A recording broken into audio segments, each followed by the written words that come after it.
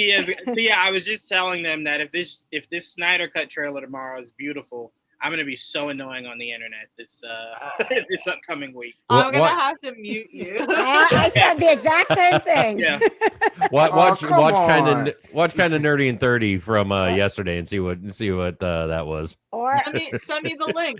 I'll definitely watch it. Anytime that BVS can be shat on, I'm here for it. You got it. So maybe we don't mute Juwan, but we start just a chat, Tia, of you and I talking shit all week about you. Yes. You gotta invite Dan in there because Dan loves feelings about the Snyder Cut and all that. I purposely look at his tweets just to keep liking the shit talking. I will say this. That is I think I hate that the most about Twitter is when you follow someone and they like and retweet stuff, it gets a lot of attention on your feed. So I'm scrolling down and my feed is literally 50-50. It's 50% of Angel and AJ of how much they're excited about the Snyder Cut. And then the other 50 is Tia and Dan of all the negativity about it. So I'm scrolling and I'm just hate it, love it, hate it, love it, hate it, love it. Oh man, it's a ball of just confusion. But all right. It stresses me out every time I log into Twitter. It's why I have to stop doing it. Tia, are you going to watch it? Are you going to watch the Snyder Cut? Well, I feel like I'll only watch it just so I can shit on. No, just so I can participate in the reviews. I like being a part of our reviews that we do, so I don't want to be left out. Right? I'm taking Tia on this just for the record. Convince me otherwise. Talk about muting. They'll be listening to one side of the podcast. You'll be like, man, Juwan keeps saying Tia's name, but I hear no Tia. Yeah, All right, Tia, I'm gonna go to you. Right, it's just me coming in going, I love it so much. That's what I thought. Tia, I thought you would love it. But all right, let's get started. Everyone else will start to pile in as we go, but let's get it kicked off.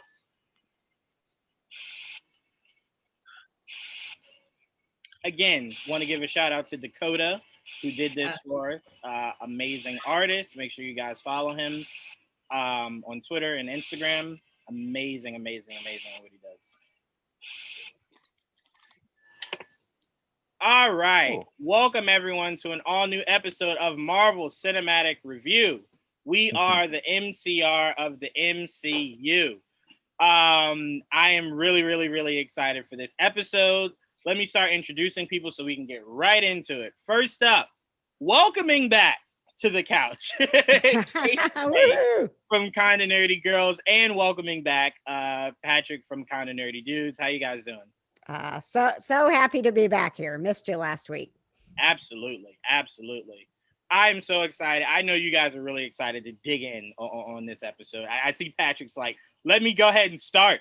Yeah, right. Yeah, I'm ready. No, it was so good. We talked about it in the chats. It's it just keeps leaving more and more questions. Martin, even I can't remember if it was Ray or Leo, is the Hydra quote that they said. You cut off one question, two more takes its place. Absolutely. And I think what I love most about this show is I got my aunt to binge watch it in a day. But after I gave her homework of what Marvel movies to watch before this. So I spent an hour today explaining to her everything that's going on. And it's funny because as I was dropping names, I forgot she's not into it like that. Mm-hmm. I'm like, yeah, so I think Mephisto's behind it. And she's like, I don't know who that is. I'm like, all right, give me a second. I got you. I think the beauty of the show is no matter how much you know about Marvel or how much you don't know, we're all confused for different reasons. We're in the same boat. But that's what I tell you guys every week when it's what can I read to kind of under nothing. You could read absolutely nothing. Really having the knowledge of the comic kind of just sticks out for accuracy. Certain stuff that they do, Wiccan and Speed, their costumes this week beautifully done. But that only matters to you if you've read the comics. If you didn't, you're just like, oh, that's a really cool Halloween costume. Or Doctor Strange colors. Yes, right. So that's what comic knowledge does for you, but not much else when it comes to this show. Next up, my partner in crime, Tia. What's going on, Tia? Hello, everyone. Of course, the banter that we had earlier is just friendly banter at that. But I did want to shout out quickly. This morning, I actually interviewed two individuals who are doing a podcast called King Kirby, which is the podcast rendition of their 2016 Broadway play about Jack Kirby. So we were talking about WandaVision and Marvel and all that. The gentleman's name was Fred Van Lente, who actually worked for Marvel for a brief period of time, or maybe not so brief. I apologize about that. But anyway, why I'm mentioning that is because it's funny. We were talking just so highly about WandaVision. It feels as if no matter where you are, what you're talking about, you can't help but talk about WandaVision. Yeah. No, Disney is definitely getting its return on its investment called WandaVision. That is for sure. And think about it. This show is hitting crazy numbers and is getting crazy conversation, and it's not dropped not one piece of merch. Like, think about that. Like, think about how The Mandalorian was great, right? But it was mainly great because of how adorable Baby Yoda was and how you could merchandise that. The fact that this show has no merchandise, nothing, and it's causing this much confusion over the internet, that is a big return on your investment. You know what I would love? Just from episode 1, where Wanda and Vision are sitting on the couch and they're kind of smiling, looking at the camera after, exchanging rings. I would love a picture of that, like framed in my house. It'd be so nice. Oh, yeah. That would be dope. Right? It'd be so cool. That would be adorable. Welcoming back to the podcast, the only individual that could give Clark Gregg a run for his money on Agents of S.H.I.E.L.D. knowledge. Martin, what's going on, Martin? Not much. So we was talking about all these questions that we had, yesterday. I mean, last week I made a list. This week I'm up to 24 questions. Good God. But some of the stuff I'm going to be really excited to see what some of you experts think about, because this is your fault, Joanne, because I'm sitting there picking at every little Nikki thing I can find. Usually most of it probably doesn't mean anything, but it's fun to talk about. Yeah, no, I can tell you this right now. I spent an unhealthy amount of time breaking down every inch of this episode. It's really overrated. It really is. I do not suggest anyone do that. It might be entertaining to hear, but it's not entertaining to do. It is hard. And welcoming new to the Marvel Cinematic Review show, Trayvon of The Nerd with the Tech. What's going on? Hey, everybody. I'm happy to be here. I can't wait to talk about this. I have a list myself right here that I'm looking at, that I'm ready to dive into as we go through it. So let's go. Absolutely. So let's get right into it. I love your background, by the way. Thank you. Amazing. You guys know Start short hard. I always give you guys a question every week. So everyone's question for this week is, who do you think the mysterious friend of Monica's is? Know how I want it to be. Go ahead. Yeah. Start it off.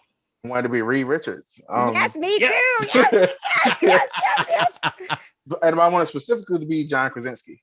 So yes. I really that'd be awesome. I need it. They've been teasing it too much for it to be. It has to be something big. The way they teased it for 3 episodes now.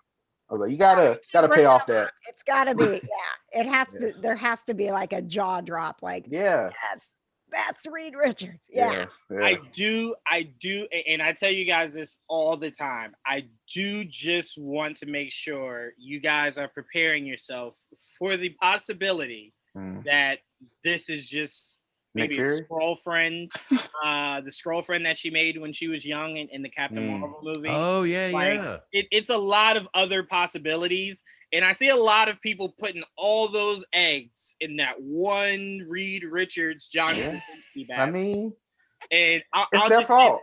I'll just say this: and please correct me, any listeners out there, everyone here, if I'm wrong here. I've not once seen a fan cast that we put up that then turns into who Kevin Feige cast. And I think there's a reason for that. I think he hears it and goes, "Oh, no, that'd be cool, but no, I'm gonna go this way." Also, to throw out there, I told you guys before, it could be Sue Storm. You know, she's getting absolutely no love out here.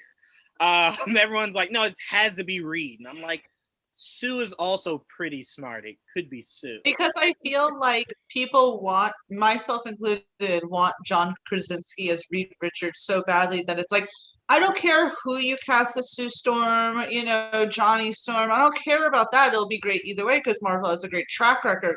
But I need the confirmation that John Krasinski is going to be Reed Richards. But Emily Blunt is right there. She's right there. Well, Right, I mean, listen, if you get, right there.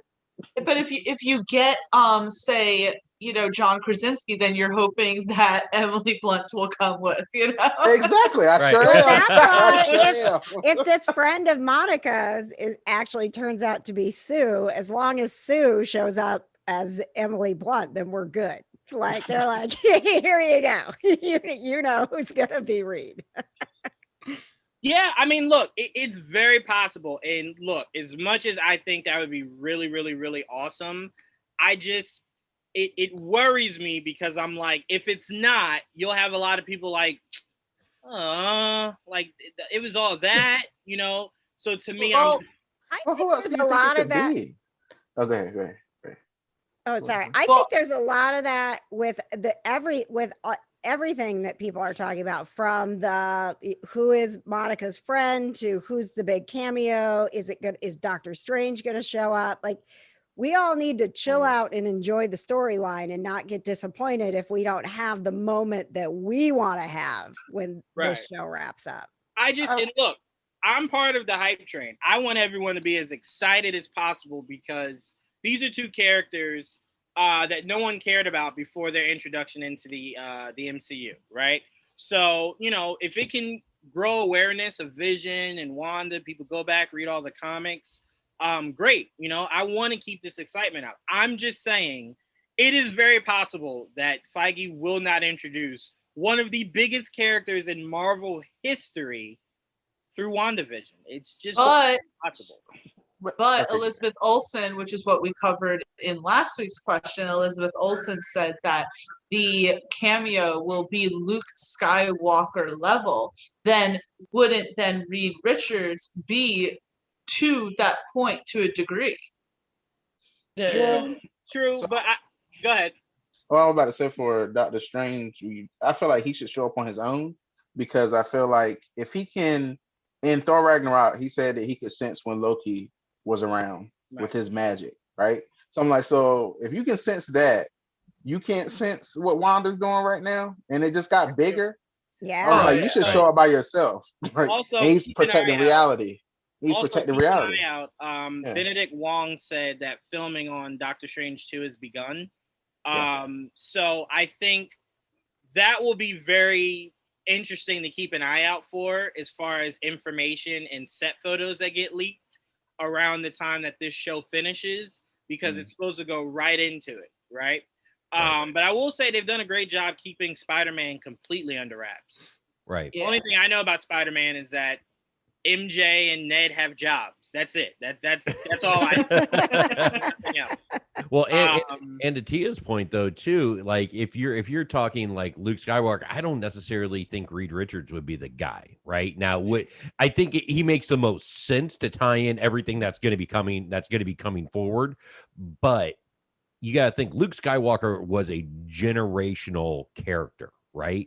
Who is the next generational character in, for the MCU? That's Hugh Jackman. That's Sir Patrick Stewart. That's Sir Ian McKellen. Magneto. Magneto. Like those kind of guys. Those, like, to me, when you say Luke Skywalker, I think, okay, franchise.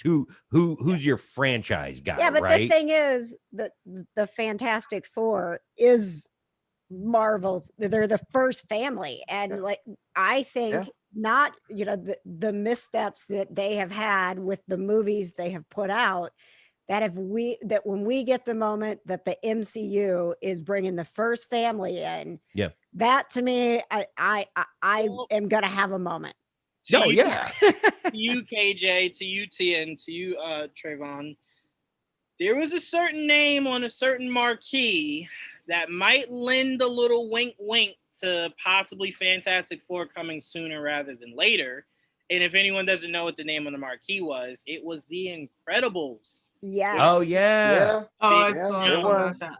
During their and the Parent Trap. And the Parent Trap, right. Yeah. So I think those are two different stories that speak to two different things that are happening in this show right now. So. And Joe on the YouTube stream commented he thinks Doctor Strange is the one that's going to come. So thank you, Joe. Yeah, it would make sense. It would make sense, especially with that end in the episode where it was like, just as Trayvon said, if he can sense Loki just like coming to visit, where Odin possibly was, he's not sensing a huge vortex just expanding, seemingly unending. Right. Yeah, but Doctor Strange is the one person I think we all can agree we knew would show up at some point. Yeah, I don't think that's a shocking cameo. I'm expecting Doctor Strange to come, right? No, and I don't mean like shocking cameo. I'm sitting there, keep going. Where is Doctor Strange at this point? Yeah. At this point, like, how are you not here? Exactly. Yeah. We do know though from the comics, and I think the MCU will kind of hint on this a little bit more. Doctor Strange wasn't leaving his house unless it was just like earth-shattering, mind-bending, altering kind of craziness going on. So I think after this episode is when he'll go, yeah, something ain't right. Something ain't right out there. I might need to pop out, see what's going on. But didn't he come and get Loki and Thor? I'm trying to remember. Yes. Did he like take them? Like they didn't go to his house. Well, no, he did the circle. Portal, remember? yeah. Right. He summoned them, but only because he knew the kind of trouble Loki could stir up. So it wasn't that Loki had done anything. It was because he knew what Loki was capable of and just wanted to let him know, none of that here. You go back to Asgard with that. So that was more so just like, hey, don't bring that here. It was more precautionary. I'm watching you kind of thing. Yeah. But then he's gonna have to explain why he let Wanda go this far. Yeah. True. I mean, to him, he might be like, well, I mean, it is New Jersey, and it was only one. Has anybody like paid attention to how this timeline is actually set up? Like, considering when Endgame happened, Wrath of Endgame happened, she saw him die. Then they had to go right into the battle.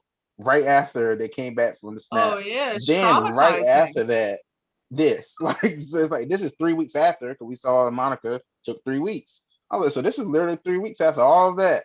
Yeah, I was like, it really hasn't been that long of a time. I mean, it makes you feel as if maybe it's been months or something like that. But yeah, like as you said, Monica took 3 weeks. 3 weeks. At that point, she went to Jimmy Woo, who then was like, hey, we have a missing person. It's been like 7 days or something. So like Wanda instantly like found out what was happening and went and got Vision's body and suddenly concocted this whole thing. Right. And she somehow picked New Jersey. Tia, we can't all be New York City, Tia. I question that too. I'm like, Kamala Khan's there. Why New Jersey? Yeah, we did hear that. We did hear that from Leo, who will be popping in soon. But I can just say Kamala Khan won't be connected to this. I don't know. It's expanded. Maybe it's going across the whole state. I don't know. Oh, I mean, when she expanded, sure. But Kamala, what I was trying to tell Leo before is the reason why Kamala Khan's story has to be separate is Kamala Khan, like, she gets her powers the same way the Inhumans do. So Kamala Khan is supposed to be our introduction to Inhumans. So it's very important. Will she still be an Inhuman? Will she still? But you haven't even introduced, you haven't introduced mutants, and we're seeing them now. Now you haven't even introduced Inhumans. Yes, we did, Joanna. Yeah, we did. Very good. Yes, we did. In that very good show that came out in 2017. That's You not mean canon. Agents of Shield? That's You not mean canon. Agents of Shield? You talking about Agents of Shield? We're gonna ignore the other show. Yeah, We're talking about Agents of Shield. That's not Shield. even really Yes. Not No, the other I- one. saying is canon. Juwan and I did like a review show just trashing Inhumans. So I'm being sarcastic. Oh, But don't talk gotcha. smack about It is Agents on of Disney Shield. Plus. Marty, don't talk smack about Agents of Shield. Marty will come and swing it. Now, Agents of He's- Shield is great. Yeah, you don't want none of me. No. You hear that in the comments, everybody? Don't come. You in. don't want none of Now I'm going to be attacked for forever. But no, Oh man. I do want us to keep in mind though that her saying what she said about whoever this surprise is supposed to be, that she means more in terms of for the MCU it's that big. So KJ, like you were saying, Reed Richards could be that big. Mhm. I think what we need to get out of our vocabulary when we're talking about her comment is surprise. Like it probably is something we'll have seen coming. Like if Hugh Jackman shows up, that wouldn't surprise us as much as it would excite. Oh yes, it would. Right? It would you never thought. So wait, No. hold on. Knowing No. so after seeing Evan Absolutely Peters, not. you never thought like it would be possible he could cameo. No, absolutely no.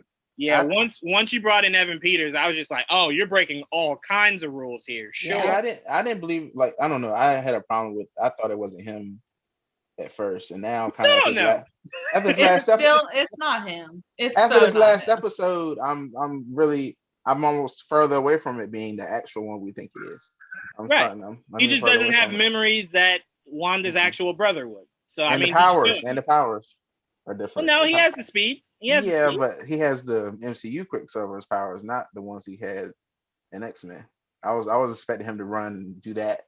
He's not using speed the same way he used it in the X-Men movies. Oh, I see what you're saying. No, he did. Because he did. Quicksilver in the MCU didn't stop time. He just was running really fast. The Quicksilver in Fox literally in that one scene stopped everything. Yeah, that's He what I'm was saying. able to maneuver through. In this episode, you see that when Herb's kind of like, wait, they stole the candy, and then they what? And then they what? Everyone's frozen behind him, and he's running through doing everything. So I mean, the speed isn't what's giving it away. Literally, every time Pietro talked this episode, he was like, "No, not me. Like, not the one you remember. No, that's not me." But let's, Martin. I want to go to you. Who do you think is the person Monica is referring to in her text messages? Well, truth be known, like I said, I was kind of thinking all over Reed Richards because I was trying to think of somebody who would be smart enough that would, be able to help her in this, but also be, because we're all waiting for the Fantastic Four to show up, and I understand Doctor Strange. I mean, like I said, he's going to show up eventually because it's all tied in, but that wouldn't be that big a surprise to me. So, it could be Sue. But I would be really interested if it is Reed, and then whether it's who it is who's playing Reed. And of course, we've already seen in this thing, they could bring in Reed Richards and be someone totally different than the one they end up settling on, because they'll just do the whole alternate If it's not Ultraverse John thing or whatever. Krasinski, I'm throwing stuff at the TV. That's it. You perfect. saying that, KJ, part of me wants to be like, well, no, because it could be someone really cool. But the reason why I'm with you is if I don't get Mephisto, I might not do a show again. Like that's my answer might be.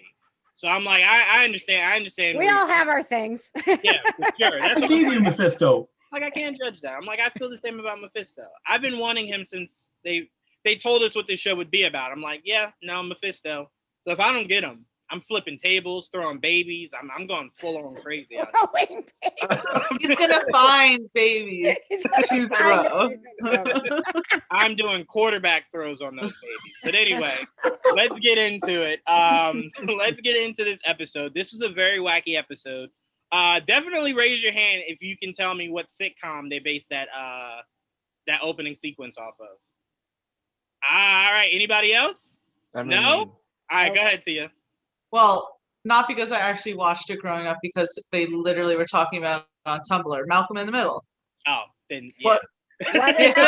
I looked up. All right, so I do this thing sometimes. I watched WandaVision a little later yesterday than I normally do. And I don't know if anyone else does this. You don't want to read spoilers, but you also want to know what's happened. So you kind of like scroll through with like one eye and you're like quick and like it's like, all right, I'm gonna stop, and if I'm gonna see something, I'll see something, but then I'll scroll really fast. So I was doing that and people were like, oh, that Malcolm in the Middle thing. I was like, okay, I don't really care about that because I never watched the show growing up. Okay. And so I was doing shit like that. Oh my So God. I cheated. I know the answer because I saw it before. Sorry. Yes, I did. I did. Yeah, I to watch didn't it. know the I wasn't familiar enough with the show to know that that was the opening, but I was familiar enough with the show that as it went on, I was like, I think this is that Malcolm in the Middle is what they're doing. Yeah, I did watch Malcolm in the Middle when I was younger, and I remember that I watched it because I remember when my dad was telling me about a show called Breaking Bad, and I remember it's the dad from Malcolm in the Middle, and I was just like, I'm not watching that. How stupid that would be. Silly. Yeah, man. people have Started it. I was just like, I was "Who gonna is say this guy?" people have their different like things that they know Bryan Cranston from. You have people who are like, he's the kooky dad from Malcolm in the Middle, and then like me, it's like, no, he's the drug dealer from Breaking Bad. Yeah, for sure. So that was a great little nod. I will say this. I don't know who these kids are. I could have sworn I've seen both of them in something else besides this. They casted really great kids for Billy and Tommy. I just great casting. They are amazing. But KJ, since we didn't have you last week, I want to start with you. Kind of walk me through your thoughts on this episode. Like, what did you think? Well, I'll just tell you, when I was done, I was definitely like, I don't know what's going on anymore. I think part of that was, what threw me the most. I loved, and we had seen this in the teasers that they would be in more of their classic costumes, so it was fun to see that. My heart is breaking for Vision as he is just realizing more and more how not real any of this is, and that the woman that, coming to this realization that the woman that he loves is manipulating this. Not that we know that for sure, but he is coming to terms with what he thinks is happening. But I just the Agnes thing, I was like, I need to talk to Juwan about this because because wait a second, she doesn't know what's going on, or is she? Is it like, just a swerve? Yeah. Yeah. So Well, to answer that question really quickly, pay attention to this when you go back and watch it, right? Everyone else in that scene not only couldn't move, couldn't talk. Agnes after he snapped her back out, she was fine. She was talking, everything was good.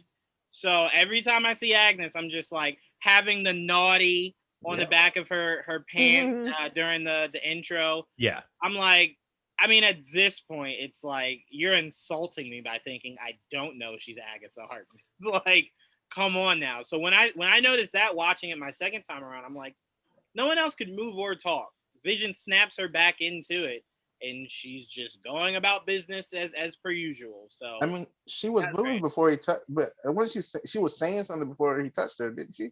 Wasn't she like saying something? No, Yeah, no. She was saying she was like, I took a wrong turn or something. Yeah. She wasn't making first landing. Yeah, no, before he even touched her, she was saying something. That's why I was like, well, then that feeds even more into my conspiracy. I was like, oh, she can withstand it a little bit. So, why would that be? But I'm sorry, KJ. You can keep going, KJ. Oh, no. I'm good. I wanted your thoughts on that. And I think I was so shocked by it that I missed the fact that she, was talking a little bit beforehand. But yeah, she was. So, all right. Well, I'm back to I'm back on your train there. Agatha Harkness all the way. I'm preparing myself to be so heartbroken when they come out and they're like, not only is she not Agatha Harkness, there's no Mephisto, and then complete chaos.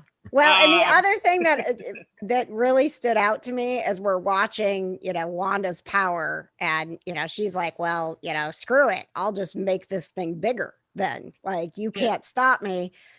What's Darcy doing? Like, we know they didn't show us what happened to Darcy, and I felt like that was pretty meaningful. Yeah, that she's everyone going to be a else they waitress. showed. Yeah, okay. I was just about to say that. Yes, she is. I heard Yep, the she sure conspiracy is. theory of like she could be the character from Two Broke Girls, and I was like, I'd actually love that. that would I be love funny. that. I would really, really, really love that. But yeah, I mean, this episode every episode leaves you more and more confused to where it's like, you were supposed to answer questions with this episode. Why did you create more? Like, They did not answer. I'm still trying to figure out question 2, and you're on like question 97. It's like, you got to slow it up here for me. So that's why I said knowledge or no knowledge. Can't really get a grasp of what this show is doing. Patrick, I'll kick it to you. Your thoughts on this episode? Again, just the whole Vision thing. I love how they still have not recognized Scarlet Witch. It was like the perfect step. Was like, oh, they're gonna say it. No, in her costume. But the kids, I really enjoyed watching them. Like, just all of a sudden, boom, just the power snapped on just out of nowhere. I can't remember if it was Timmy or Tommy. I couldn't remember when the Speed Kid was going, and the other one, his power just came and he's like, stop. And then just like, boom. I mean, and just in general, I mean, I'm sitting back and, as much as I want to theorize on it, we've only got a couple episodes left, and I'm at that point to where I'm just going to expect nothing and accept everything, because in my opinion, they have done absolute genius writing. Like we have said, every single week, you've got more questions than the week prior. Like, there has been no answers at all, like, of what's going on. The only thing we know for sure is that Vision was stolen from the facility, and that's it. Right. I mean, there's no other facts that we know, and they just keep piling on more questions and more questions, which I think I'm hopeful that when the series comes to an end, that it's going to just drop all the answers at once, and then we're just going to go like deer in the headlights, like, what? And then on to the next show. Yeah. Does anyone think that there's something more to Hayward? He's just such a douche. Like, oh God, I yeah. hate him. Yeah, we were saying last week that he's giving us major Robert Redford vibes. Yeah. 100%. Yeah. But he's not even as charming. Like, at least with Robert Redford, he was very charming, and even towards the end when he was being defeated, he still had this like I don't know, you just enjoyed seeing Robert Redford even though he was still a dick. But this guy, you're like, Right. I've had enough of this dude. Get him out of here. Though, as far as character development, I do like that they're trying to make it seem like all his motivations is from the fact that he wasn't snapped away and had to endure those tough 4 years. Like, it was really tough. So, he's thinking from the standpoint of, I don't have the luxury to kind of go, no, it's Wanda, I trust her. He's like, no, I was here for 4 years. It was hell. I don't honestly, have that luxury. I think he's a Kree, is who I think, because like, he's Skrull hunting. Sword was, the Skrulls are part of Sword and all that stuff. I think he's Kree. I think he's one of the accusers. Can you imagine? Right? I like that. I would never thought of that, but I like that. He had that one line. It just popped in my head. So. He didn't seem too fond of Captain Marvel in this episode. Right. No, he did not. Right. Ooh, yeah. patches. Ooh. Not just a hat rack, kids. Very good. Good job. Yeah. I feel like he ain't too fond of anybody with powers, though. I'm still hanging on to my two theories: Pietro or Hayward is 100% Mephisto. I'm hanging on to that. I'm hanging on that because I need that. I need after that. This episode, I think it's more. I think they're purposely leaning it towards Pietro the way he was talking to Wanda in this episode. Like, yeah, I know. How did you do that? How did you do that? Why did you do that? I agree with you, but what I hate is this show is all misleading. All misleading, right? So it's like, yeah, no, I agree with you. He made it 100% sure he at least isn't who he's portraying himself to be.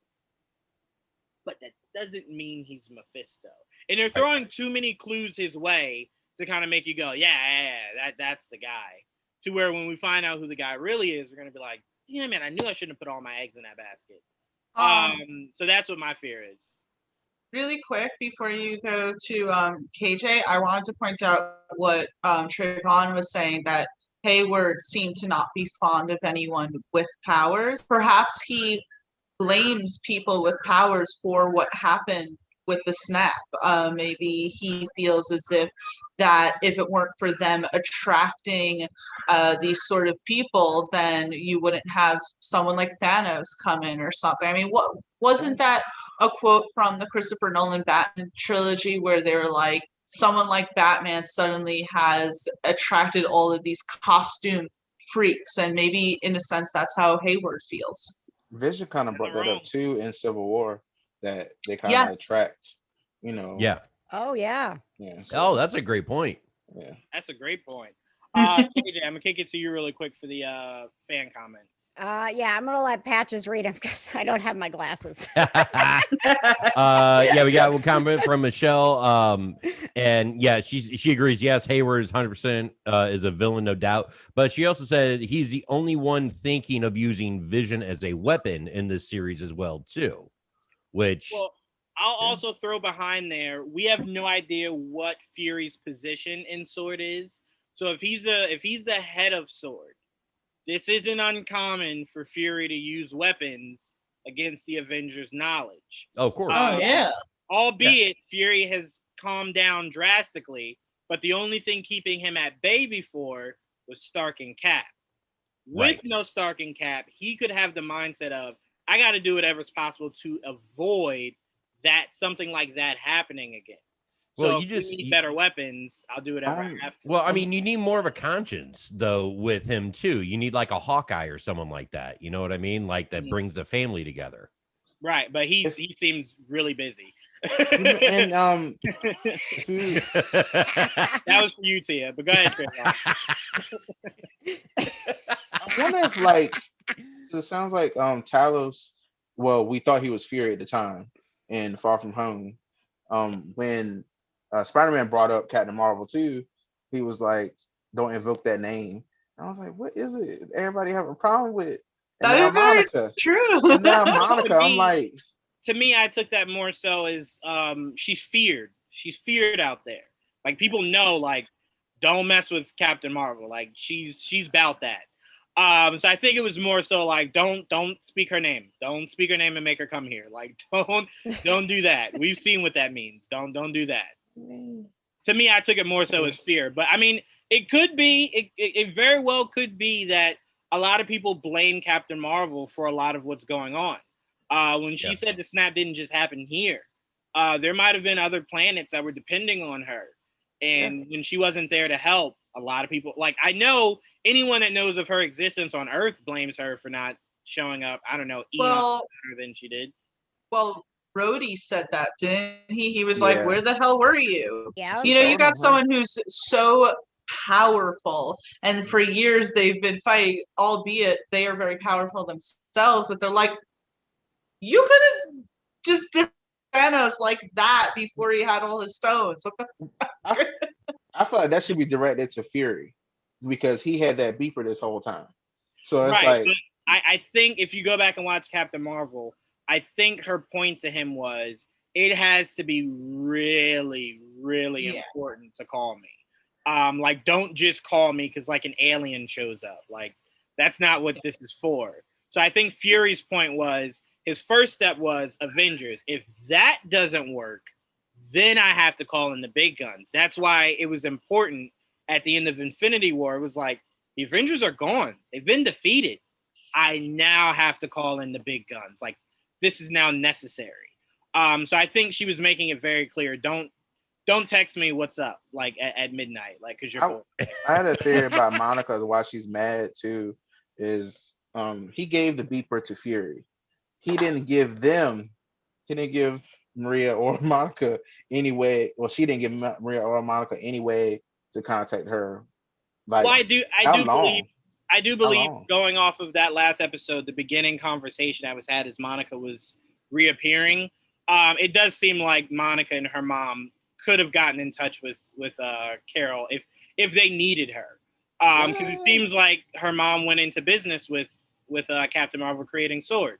So it seems like they had a very close connection. It was just more so like no one else can really call me if they need me. Like just you guys, just the Rambos and Fury. That's it. No one else gets my cell phone number. She was very celebrity about that. But welcoming in Ryan and Leo, welcoming in you two guys. We just got in. Ooh, bless you. Ooh, that was a good one. Your body was like, yeah. Yeah, you felt that one. Yeah, you can always tell when it's a good sneeze because it looks like the head is just like, whoa, what happened?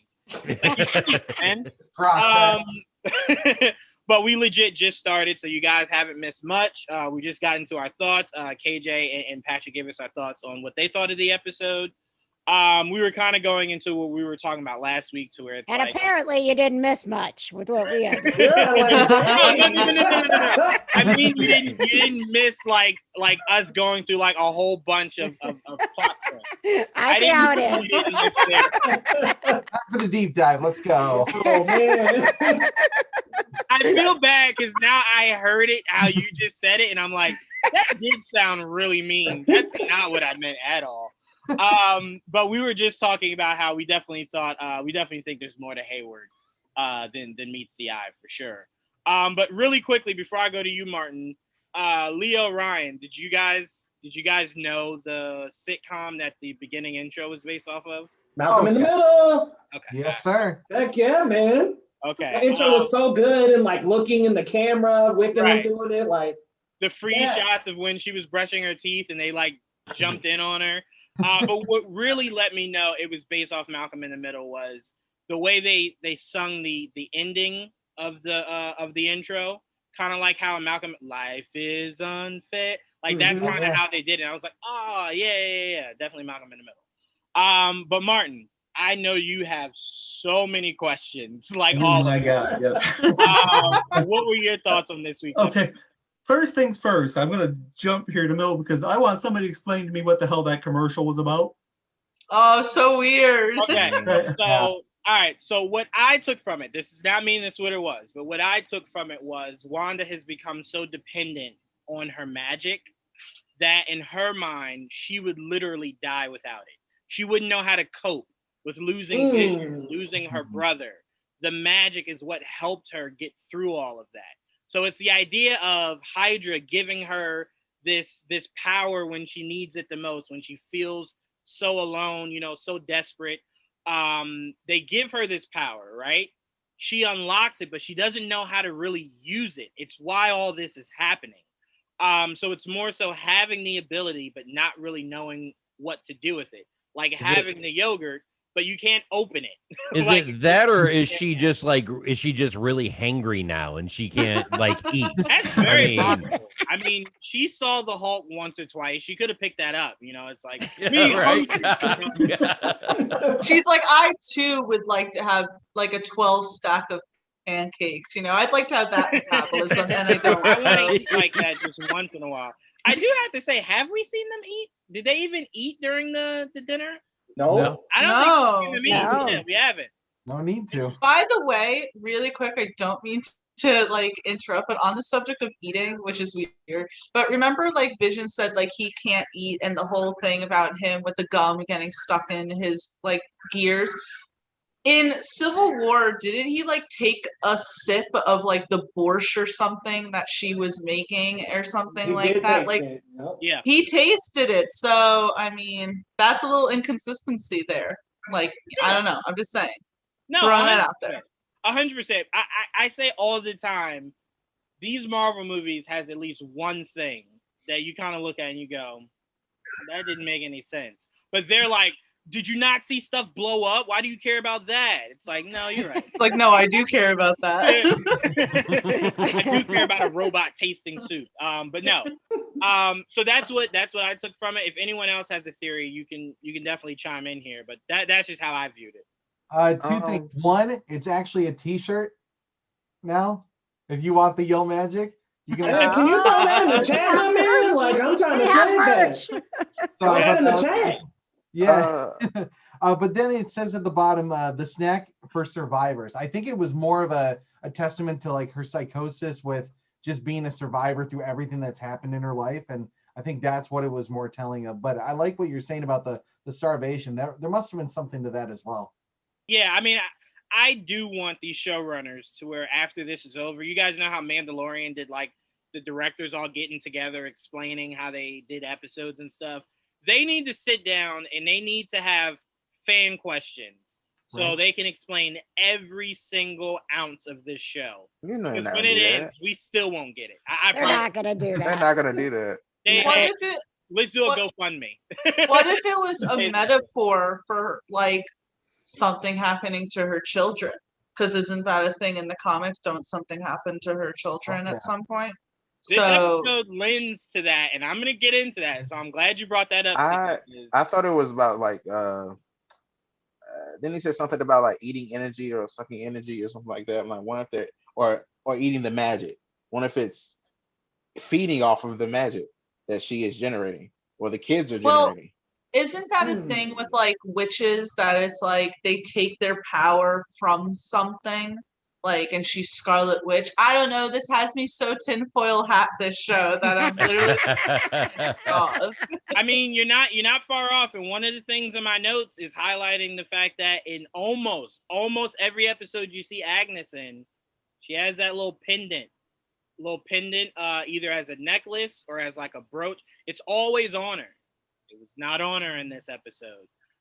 So maybe that's why she was a little bit more susceptible to certain things. Oh, makes sense. And I do believe that's the manifestation of Mephisto. So just throwing that out there for sure. So I'm glad you brought that up. But Martin, kicking it back over to you. Okay, so we was talking about when Vision was going to the edge of town. I was sitting there thinking, initially I was thinking, well, maybe her powers. That's kind of like the outstretch of her powers, but I also think possibly because she's kind of like doing a TV show, these are like external players that aren't really like main cast members, so she's not expending any energy on doing anything with them. I mean, that's why you had the one person just kind of like moving back and forth like an animated thing from Christmas where they were just stringing the thing, and then the further you got out, they weren't moving at all, except for Agnes. And so that was just a thought with that.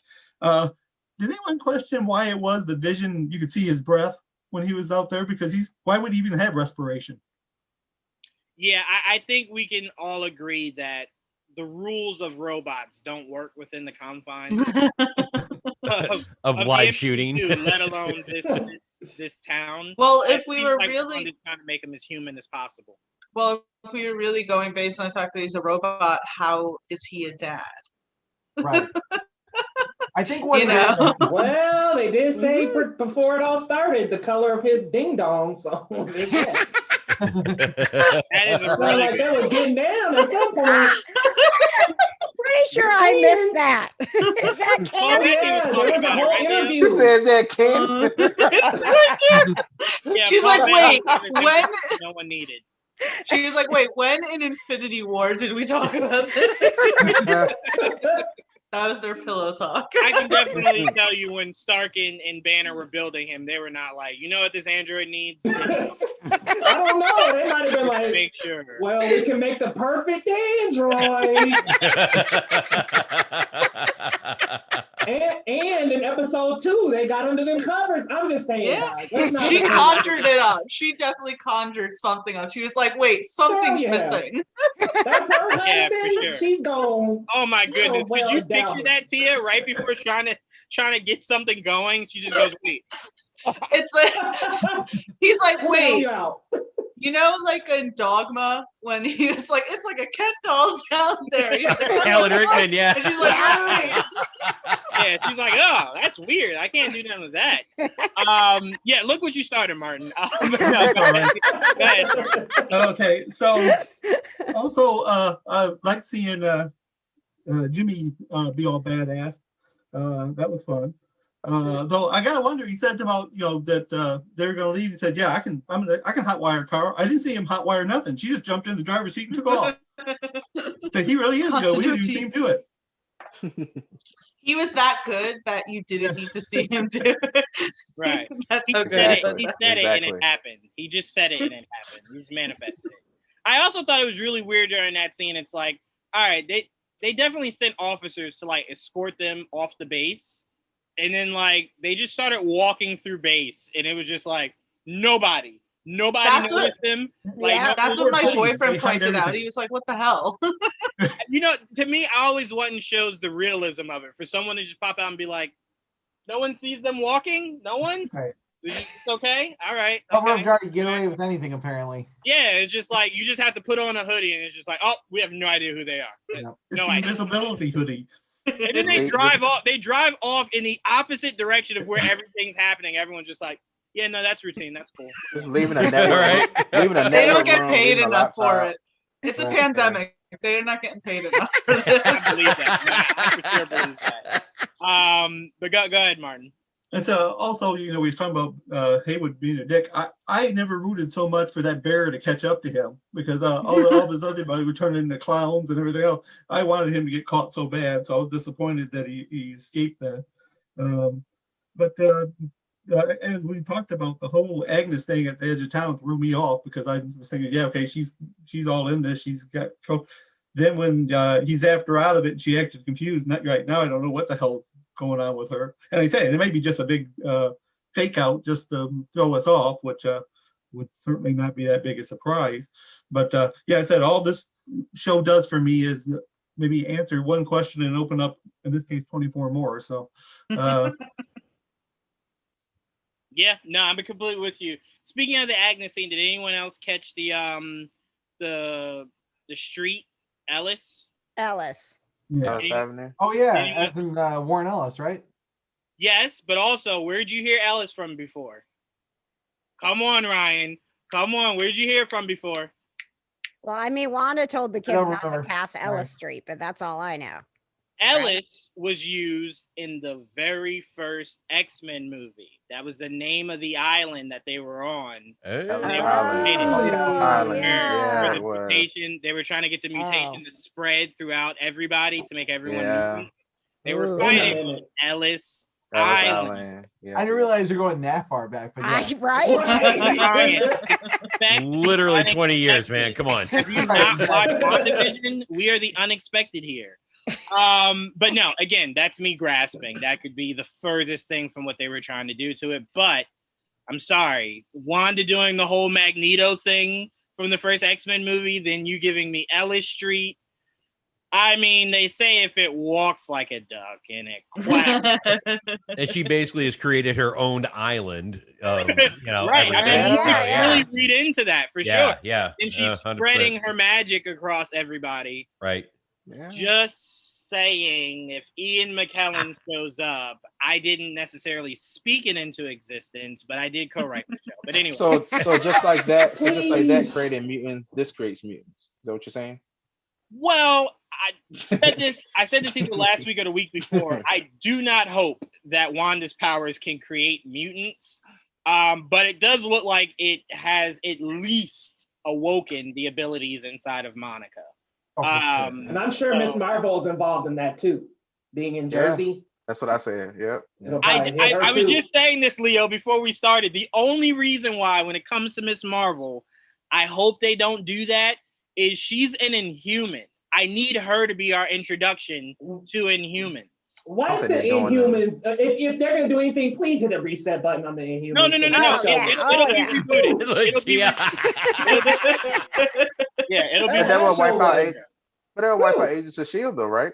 Because they had Inhumans on there. That's what Daisy Johnson also, was. I tell That's people true. that I also mean- that show is, think of the word loosely and then think of what could be a higher level than that. That's how loose Agents of Shield is connected to the actual MCU. It's that show, like the MCU doesn't acknowledge that show exists. Same way it didn't with the Netflix shows. So it's Weren't very there like direct They connections? did in the beginning. Yeah, in Yeah, in the the I think beginning. in the second yeah. Avengers, But when they're you- like coming off of something from Agents of Shield. right. But when you listen to, and I know his name will make people go crazy, but when you listen to Josh Whedon, I think it was about a year or two ago, talk about the connection between the two, he even says it's very loose. It's why they were able to do things that you won't hear about in the MCU for a while. Because they're Mostly either because of the building Perlmutter thing. Yeah. right. Feige couldn't necessarily, he didn't want to connect, they didn't want to connect.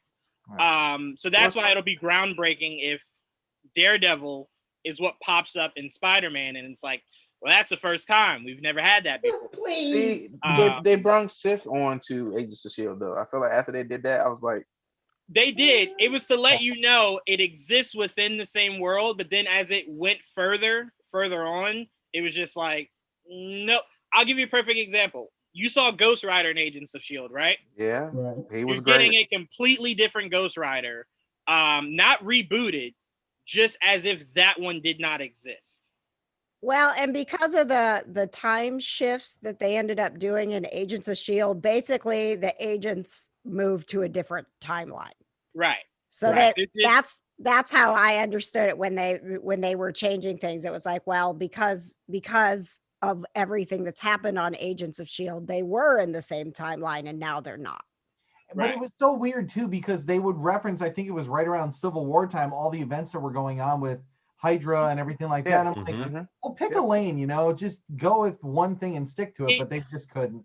I really do think it was their way of like, hey, you don't have to worry about two different stories being told. It's fleshed in. But Feige was sitting behind the scenes like, I'll never bring up what happens in that show in my movie. So like, it's all they're connected to me. Oh, good call. To them.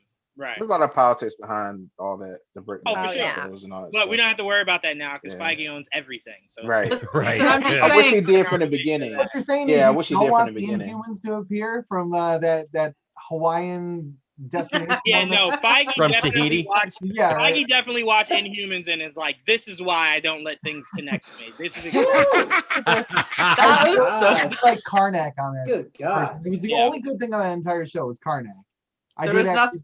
There was nothing good about that show. I watched that and I know people dislike wasn't horrible. I understand that people disliked Iron Fist, right? And I will agree that the first season was bad, but I saw like the good because I liked Ward Meacham. I thought he was like a good character, and I liked the second season. So I was like, maybe Inhumans isn't that bad. Maybe people are, just judging it too badly. And I watched it like it was so bad. It was so bad. Imagine paying theater tickets to go see it on the big screen. Yeah. I'm fucking disappointed. That sucked. I watched the first 2 episodes and I was like, I'm not even gonna finish this. I made it to episode 3. I did finish it. I did too. I finished it because I was like, I need to see this train wreck. I finished it purely with the hope that it would get better, and then I was just like, oh, you're getting increasingly worse. Gotcha. Okay. I don't know how you do that. You have the actor who played the greatest villain in Game of Thrones ever, and you waste him in that garbage. I was like, I am so sorry. Anyway, I was like, I'm so sorry. Let's transition from one of the worst shows ever created to one of the greatest shows ever created. Let's get back to WandaVision. Trayvon, I want to go to you, man. Give me your thoughts on this this new episode of WandaVision. This show is crazy. I like I was saying to you earlier, I admit like the first couple episodes of the show, I wasn't fully in. I was like, okay, they're cracking a little bit here and there. Cool. Where's the MCU of it all? Like, where is it for me? And then once we got to 4 and 5, I was saying that I guess now I was like, okay, fine. If we didn't have 1, 2, 3, 4, and 5, and 6 wouldn't have been as great as they are. So I feel like this show is it just keeps getting crazier and crazier, and I just have so many theories coming from I started thinking about Vision and how he's tracking him by the vibranium, and how he made a point to say that Vision didn't want to be used as a weapon. I was like, but you had him on the table. What were you guys doing to him? Mm-hmm. And then I watched a clip from, I think it was Nerdist or something, and they thought of something I didn't even think about, which was Sentinels. And I was like, Hayward does hate superheroes a lot. From if you listen to how much he says it, anytime they brought up, he just seems very hateful toward them. I was like, I don't know what happened to him during those 5 years. I don't know, but I want some backstory for him a little bit, because I feel like that would be very interesting of a thing to do, to use Vision, because he's the ultimate robot or android, whatever you want to call him, making Sentinels to go after superheroes would be crazy and would be an interesting thing to do. So I would definitely say it's if that's where they're going, X-Men is happening like way sooner than we thought. Because I personally don't want to see Sentinels in a world where not all your heroes are superpowered. So it's like, they're what, attacking like 3 out of the like 90 Avengers you have on screen? Like, I need more superpowered beings. So to me, it's like if they create the concept now that they flesh out as we get further into X-Men, that'd be genius. But for right now, it's just like it'd be really weird if by like Spider-Man they're like, oh, like he hears on the news that they're like creating Sentinels. I'd be like, there's no X-Men. Like, who are you creating them for? Like, who are they supposed to take on? But no, I do like that theory for going forward, that Vision was the original concept for Sentinels down the line. I think that'd be a really cool payoff for sure. And then I wrote down this like thing I was thinking about Vision again, where if I feel like they've been setting Vision up to try to leave from when he was outside. I forgot what episode it was. I want to say 3. Was it 3? I think it was 3. He was outside while Monica and Wanda was inside the house, and Agnes and her were on the side talking. If you had the subtitles on, you could see what they were talking about, and they were talking about Geraldine like quietly. And then when Vision, they were like, "Is Geraldine in there or whatever?" Yeah, she doesn't have a home. She doesn't have any. Like he just like they were trying to give him more doubts. I was like, what's going on here? Like just, and then for her to be at the edge of the town randomly, just it was too weird for me for her to be at the end of town. Why are you there? It doesn't make sense. And then for her to say, when he let Norm free, Norm kept saying she's not letting us, she's not whatever. He didn't say a name. Agnes straight up said Wanda. Like she was like, Wanda won't let us do anything, blah blah. I was like, it's like they're just egging him on to do something. And then he went outside, and then of course she used her power to make it bigger. I almost feel like they're trying to make her use her power more or something, to maybe destabilize her or something. Like they're trying to have her lose control. It's like they want her to. And I just wonder if that's the way they're going with this. I said destabilize Wanda. Like I wonder if that's what they're trying to do. Because the people on the outside weren't moving. So the people on the side weren't moving. And now you made it even bigger. Can you control all those people? Like well, and to expand on that, and with a question then would be, so like he's would in the comics, if I'm not mistaken, just from listening to you guys, she just completely breaks after her kids are either taken from her or killed, right? All right. So with MCU, real, right? Right. So with MCU being MCU, would it be possible with Vision is going to be like finally done and gone, like he's evaporated, disintegrated, and that's what breaks her to bring Mephisto into it, and the kids stay safe? Is that a possibility? Yes, because I can't say anything's impossible with this show. But the reason why the kids were important is he used them as shards. So they ultimately were just like pieces that completed him to bringing him out. Okay. So it's very necessary. I also heard a theory of when Agnes kept saying dead, dead, dead. Is she alluding to the fact that maybe a lot of these people Wanda are conjuring are dead? Some of those kids are dead. Because they all just came out of nowhere. Like it legit, it wasn't like, oh, the kids were in the house. It was just like they just poofed and there was children. What if they're all the people that she killed in Lagos? No, they wouldn't be all children though, would they? No, they would no. But or even Sokovia, like of like the dead people that she's had a part of, between Lagos and Sokovia. I mean, it's possible that her conscience. It's possible, but technically, That's a rabbit hole. Sorry. No. it is, No. yeah. What you're saying is possible. It's just, to me, I don't like going down the well, and she technically lost Vision twice. So to lose him a third time, it's like you're really going at this a little. Right. Like the kids would be significant because people who don't know of the comics wouldn't see it coming. And through television history, they don't really kill kids. Well, until Game of Thrones came around, it was just like, we kill children. Television doesn't really kill kids or have the idea of kids dying.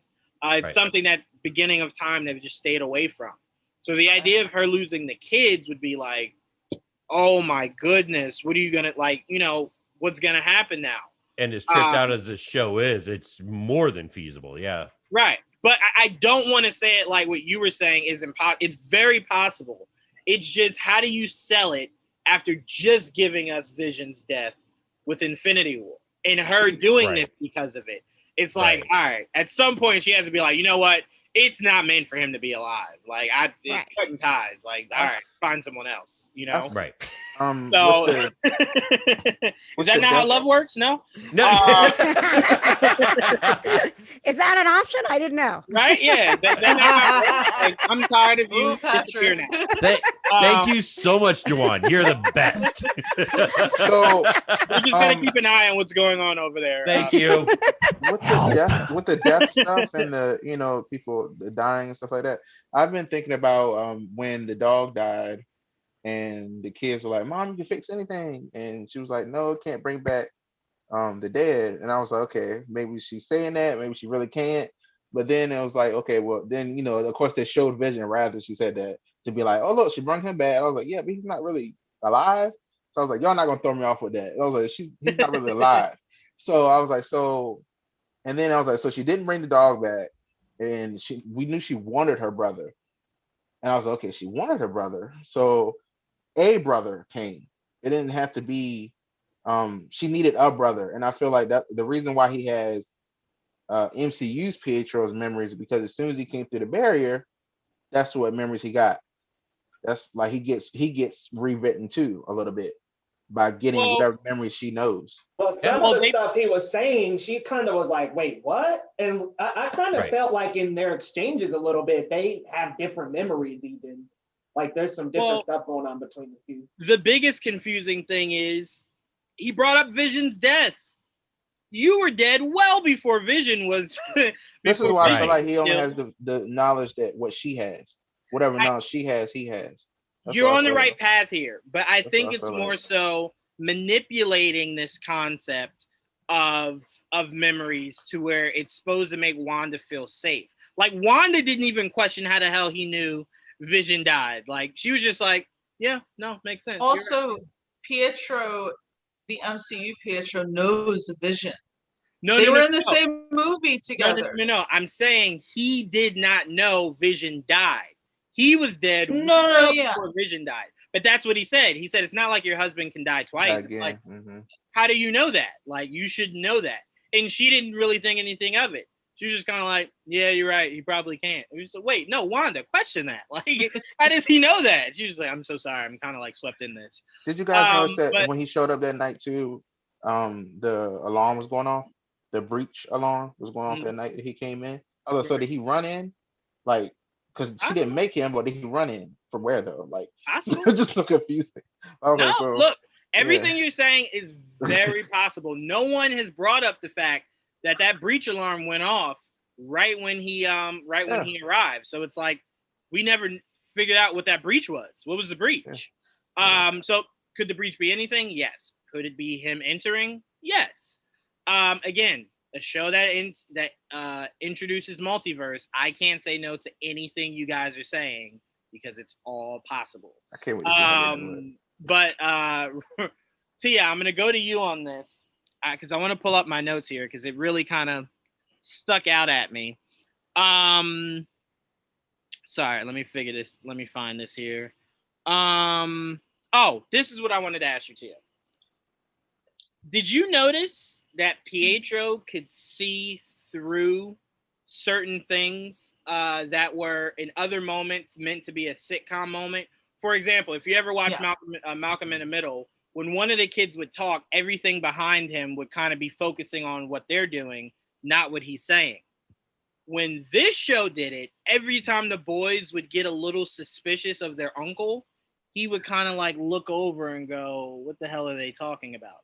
How is it he can look through freeze frame moments and kind of go, no, I'm here. What did you say? Like that to me stuck out because I'm like, if he can see through things, it kind of lends more to the idea of he's less Pietro and more so Mephisto. But anyway, Tia, your thoughts on that and your thoughts on this episode? Yeah, I think they're making it abundantly clear this episode that he's not, the real Pietro. I definitely noticed him staring at the camera when I forget his name. Is it Billy? Wiccan, let's call him that. When he was like, talking to the camera and everything, and he could do that, and then him also pointing out things to Wanda, like her saying, where's your accent? He's like, where's yours? I got shot up, but like I know you needed me, and I know that you must keep the kids, sleep, except for like the holiday episodes. Like let's not traumatize them. Like the fact that he knew these things and he's saying these things where he's like, oh yeah, like I totally know what you're doing. Just how are you doing it? Like he knows exactly what's going on. The fact that he's talking about holiday episodes or this and that, he definitely knows what's going on. I doesn't know. Really quickly, keep an eye on that. Keep an eye on the fact that he's saying, no, I get it, but where did the other kids come from? And the reason why I say keep an eye on that is Mephisto, if he is Mephisto used probably a lot of his energy producing Wanda's kids. So in his mind, he's like, I didn't produce these other kids. How powerful are you that you can summon an entire town of children? So it sounded more like he was inquiring of like, no. How did you do that? Like, so maybe I can get more of your energy because clearly you're more powerful than even I thought. So to me, and again, this is just me wishing for Mephisto, so I dug that deep. But that's how I took that. It's like, no, yeah, I kind of get it, whatever. But how did you do that specifically? Because like I couldn't even do that. So that's how I took it. But I'm sorry, go ahead. No, yeah, I just think that like he made it very obvious that he knows. He's like, oh yeah, we're all playing costume right now, obviously. Like he totally isn't buying into this world that Wanda has created that, Vision previously was, say, a little ignorant to, and that you as the audience were thinking of. But I wanted to point out something about this episode. I did love it, of course. I love every episode of WandaVision. There's so much to talk about. I believe it was Marty before he had to hop off saying Jimmy Woo was an absolute badass this episode. I love the ending with Darcy. I love the I'm telling you, I hated her before this show, and I'm loving her now. The compassion that she displayed towards Vision while he was being, ripped apart was just so well delivered. And that really just broke me, how she's like, why aren't any of you helping him? And Paul Bettany just like, I don't want Vision to be dead just because I don't want to lose Paul Bettany in the MCU. He's so wonderful as Vision. And there's just so much to love about this episode, but there was one thing I disliked about this episode, and Stans will not be happy with me, and I'm okay being on my little island of my own opinion here. I found Pietro unbearable this episode. I was so annoyed by him. I was interesting. Oh God, I hated it. Me and my boyfriend were sitting there and we're like, this dude's annoying. Like to me, him, and that's why I said I'm okay with being on my little island of my own opinion there.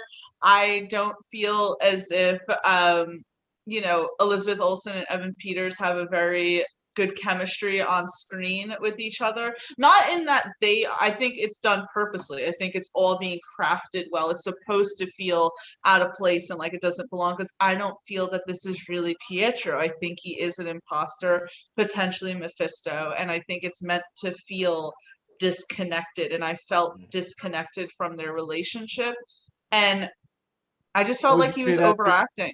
That's them doing their job, right? It's supposed to be disconnected. That right? No, and that's what I said. Of course, I mean, that's what I'm saying. I don't think that it's done because they are bad at what they're doing. I think that it was done because they're so good at what they're doing. Yeah. That's what I'm saying. Like, it's meant to feel that way, and I think that Evan Peters was given the direction to overact and be the really annoying brother from out of town. He even says at one point, like, oh yeah, this is my job, the annoying brother-in-law coming in, stirring up shit, blah, blah, blah.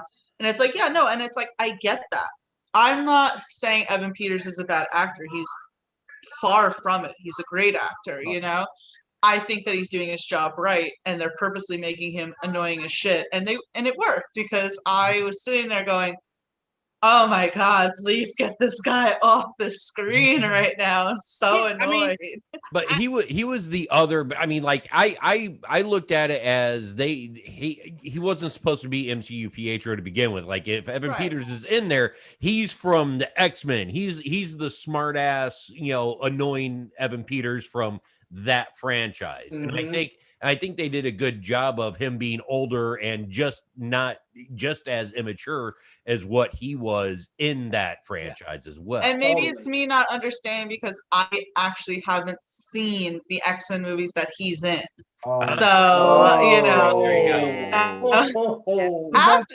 Wait, no Days of Future Past? No Days of Future Past, no Apocalypse, no Dark Phoenix. I mean, after Wolverine Origins, I kind of gave up until Logan, until the Deadpool. You gotta scrub that. Let me tell you, Days of Future ignore Past, that movie. Ignore that That's the best X-Men movie on the list. Sorry. Yeah, Days of Future. Yeah, Logan, but Days of Future Past is the best X-Men. Yes, it aligns both the new franchise and the old franchise in the best way. You gotta see that. It's so good. Like, watch First Class. Like Peter. I've seen First Class. I've seen First Class. It was just after that. Like, once I saw Wolverine Origins, I was like, Fox doesn't know what it's doing anymore. And then of course I saw Logan. Tia, definitely just give Days of Futures Past. Like that. That's the one. Like, if you watch that one, you will get this. You will get this character 1,000%. You'll be like, oh, I get it. That totally makes sense. Well, and I think the other thing that was frustrating, Tia, because I didn't love him either, but I also understood the other brother. So I was, and I think because 90s sitcom and him pointing out I'm supposed to be annoying, but I think what I struggled with overall is that she's getting her brother back, even though we know it's not real, but there was there wasn't a lot of emotion and happiness to see each other. There wasn't a connection between them. Right. And that broke my heart a little bit, because when she sees him at the end of the first episode, she recognizes him as her brother. And I was expecting, I guess, a little bit more of like, we're so happy to be back together. And it wasn't that. Because this is the thing that has hurt, like prior to Vision dying, this was the thing that hurt Wanda the most, who cared like that. Yes.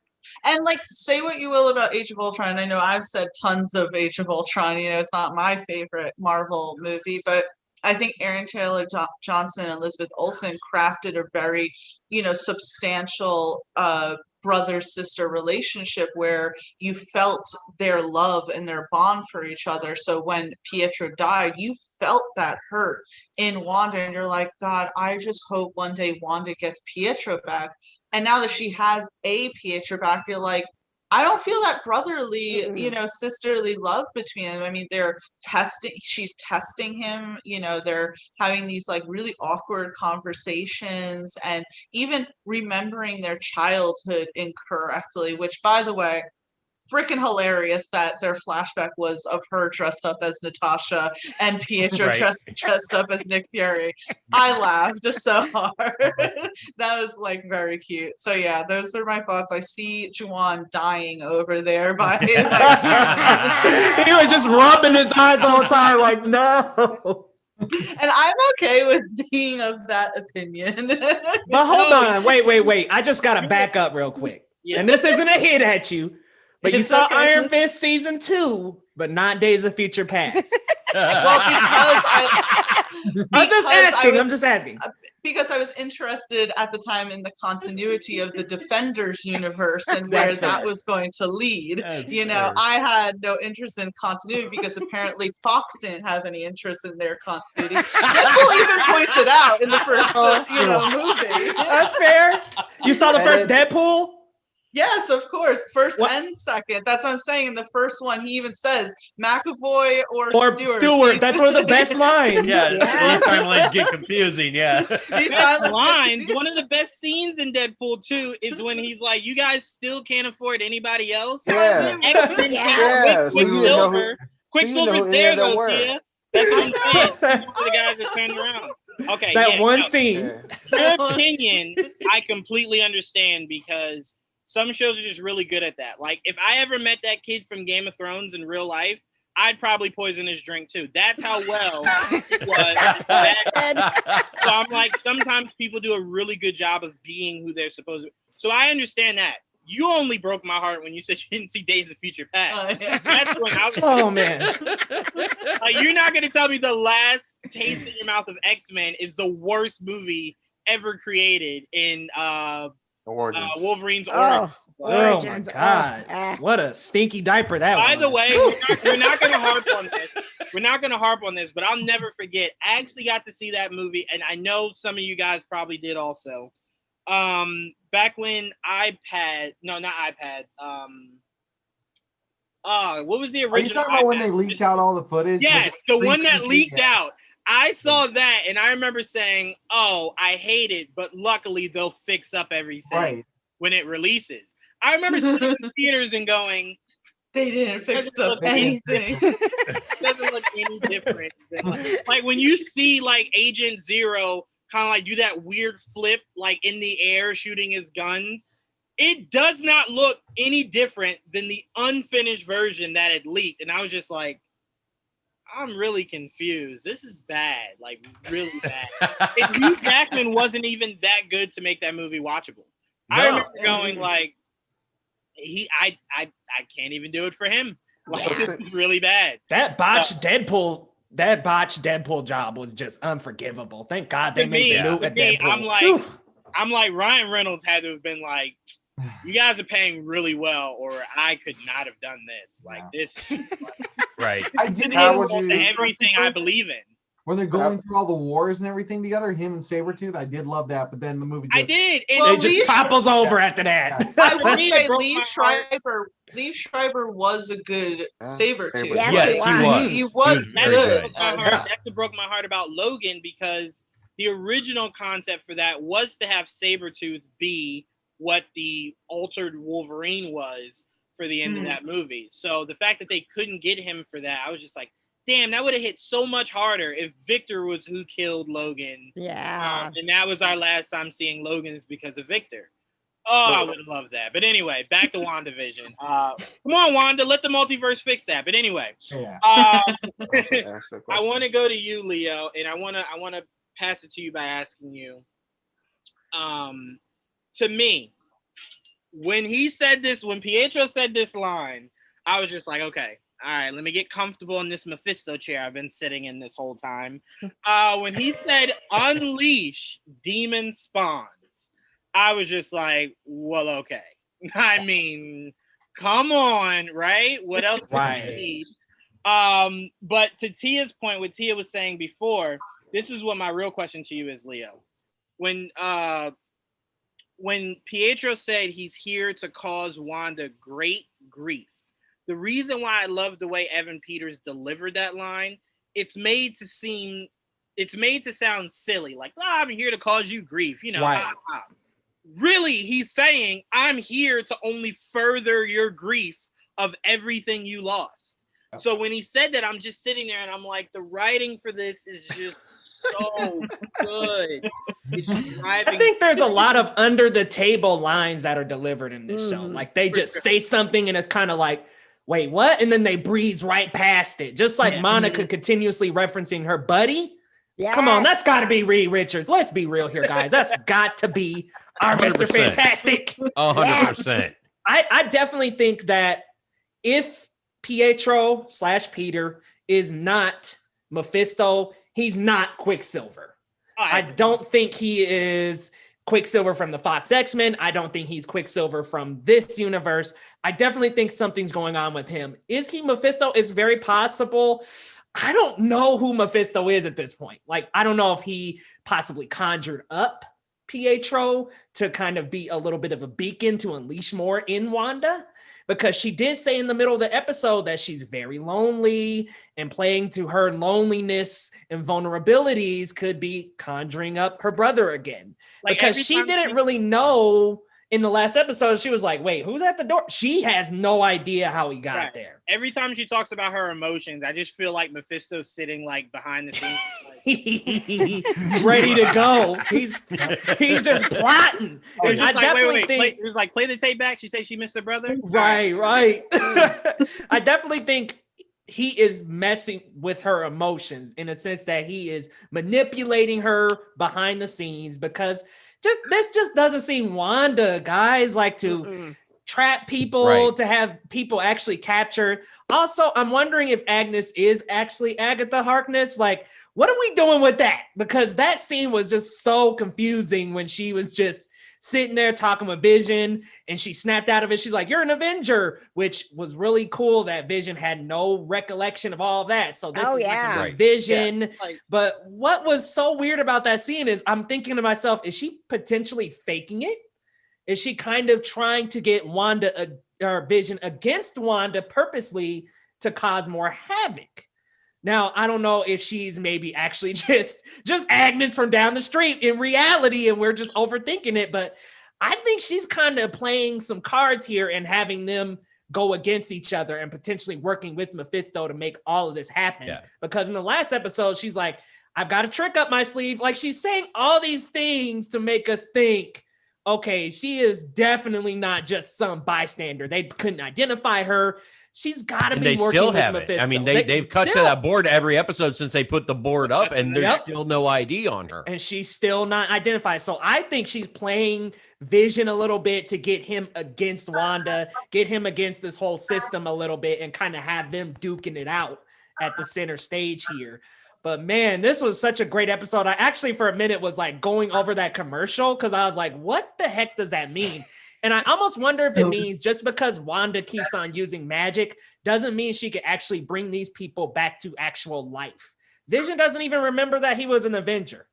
So that's like a whole layer of his being that's not even... She went way back in Vision's creation to where it was just like early on, where it was just like Avengers. Right.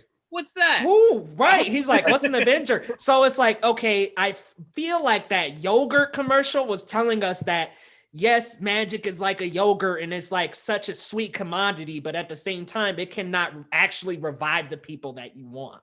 Right. Peter is not really exactly who he is. Vision doesn't remember what's going on with him. It's crazy. And also, Monica Rambeau, y'all. We got our photon or spectrum reference in this episode with the cells. That was cool. It's just she's getting her powers. Yeah, she is. Easily. But Darcy got sucked into the vortex. What's going to happen with her is the big question. Right. I just want to know, who is Mephisto? Because it could be Peter. He could totally just be underneath all this, kind of just kicking back, watching it from afar. He could be, I mean, hell, it could even be Agnes. We don't know. That's the great thing about this show. If Agnes at the end just kind of goes like that. I'm actually Mephisto. I mean, remember last episode, she looked directly at Wanda and was like, do you want to take that from the top again? And nobody else knew what was going on. She didn't, even Wanda didn't know, like, wait, what? What are you talking about? Right. But this episode, I really like this episode. There was not a huge reveal in this episode, but it kind of just shows that Wanda has the ultimate power to just spread this thing out.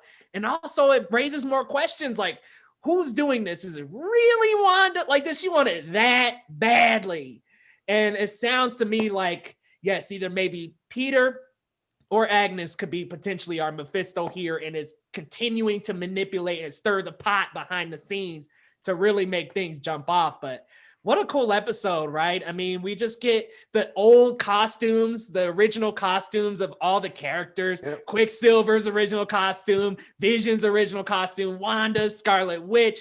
That was just such a cool reference. And then Wiccan the and cool, Speed. like Malcolm in the Middle, like it's just so cool. But what was just so disturbing to throw us in that disturbance in the beginning of the episode was her confronting Herb. And when Herb was like, Wanda, do you want to back this all up and make it, do you want to change reality real quick?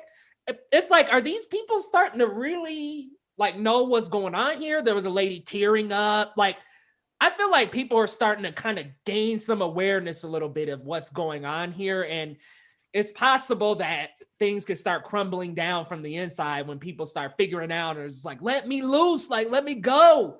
Man, this is such a good show so far. It was really cool how they did it, but that scene where the lady's putting up the thing, and she's with the deer, one tear. a lot of people don't notice that's a split screen. So the husband behind her that's leaning over to put the pumpkin down, it's a split screen. If you look at where her hand goes, it stops at an exact point where you could see where it cuts off the screen, and then the guy's on the other side kind of bending down, bending back and forth. So it's like it's splicing reality from what it truly is in that moment. So I thought that was interesting. But KJ and Patrick, we got some fan comments. Yeah, we have a lot of support, Tia, for you to watch Days of Futures Past. So please do, please. You have some watch homework. list. You have some homework to do. Oh, geez. And then there are a lot of Apocalypse and comments Phoenix about too. trying to figure out Pietro and why Wanda isn't connecting. And Rooney Cartoony had a good point in that if she really let herself feel fully happy that her brother is back, she would actually have to remember that he's actually dead and Vision's actually dead as well. Oh, So- by the way, we got a corpse of Peter in this episode. What a Yeah. crazy Yeah, there was that moment, was. right? Like, Quick yeah. blip of him with bullet holes, which I was like, okay, Mhm. this is a different Quicksilver, but with the same death Yes. as the other Quicksilver. Right. Yeah. Right. Yeah. Crazy. And I feel like it's all then coming from her. Michelle wanted to add, we have two really good questions from the group. Michelle says she's thinking that she's leaning more towards maybe the villain is Nightmare and would like thoughts from the group. And Paul is wondering if Darcy is going to become a mutant. I'll answer the first question. First question of Nightmare, I'm leaning further and further away from that being possible. No, not because I want Mephisto, but more so because he's Freddy Krueger of the MCU. He can only affect you if you're sleeping. No one is sleeping. So unless they completely change Nightmare to kind of acquiesce the show heading into Doctor Strange, that seems less and less Haymare. likely. Okay, hold on a Right. They second. are kind of If- sleeping. Oh yeah, it's They're just kinda sleeping. exactly. Thank you, Trayvon, because like Vision's like snapping them out of like a dream state, Yeah. right? No, So no, no, no, wouldn't no. that I don't be mean the considered- people. I'm saying this is all. If this is all being done by Wanda, she would have to be the one that's that's conjuring all of this. And also, you Okay. got the twins. You got Speed and Wiccan involved, and they're directly involved with Mephisto. So I think I'd be a little more nightmare on page Nightmare if they weren't even involved at all. Right. If there were no Yeah. kids, I would go, well, you're clearly not doing what enters House of M. Mhm. You're leaning more towards a villain that has to be set up to issue into Doctor Strange. But this is Also- looking further and further from Nightmare. I had a like we were talking about Herb and how like they seem to break character. I wrote down the mailman, Herb, and Agnes. They're the three that seem to always they're the ones that break. They're the only ones we've seen Mhm. directly call it out. And I was like, why is it why? Like why nobody else does that? And Dottie. That's a But good we haven't point. seen Dottie since. Yeah, where the heck is Dottie? Oh, my little Dottie. I think something's going on with her, y'all. Well, I think. and if you IMDb'd Emma Caulfield, they only showed her for like one episode, Right. like as a character. So I'm just Still look think again. she's- Yeah, but Again, that might I be to can't throw say people no. off. I Right. can't say no at this show, but I will say though, IMDb does tend to get a little inconsistent. IMDb was one of those places that had Silver Surfer in Infinity War. Right. Where's Ralph? Yeah, And where's IMDb, Ralph? Right. Where's IMDb is Ralph? not Right. IMDb is not correct at all. People tend to think it's more correct than Wikipedia. It's not. I'll give you the example of if anyone has watched the show Love Life on HBO Max. It said that Scoot McNairy was in all 10 episodes of the show and he was only in 2. Okay?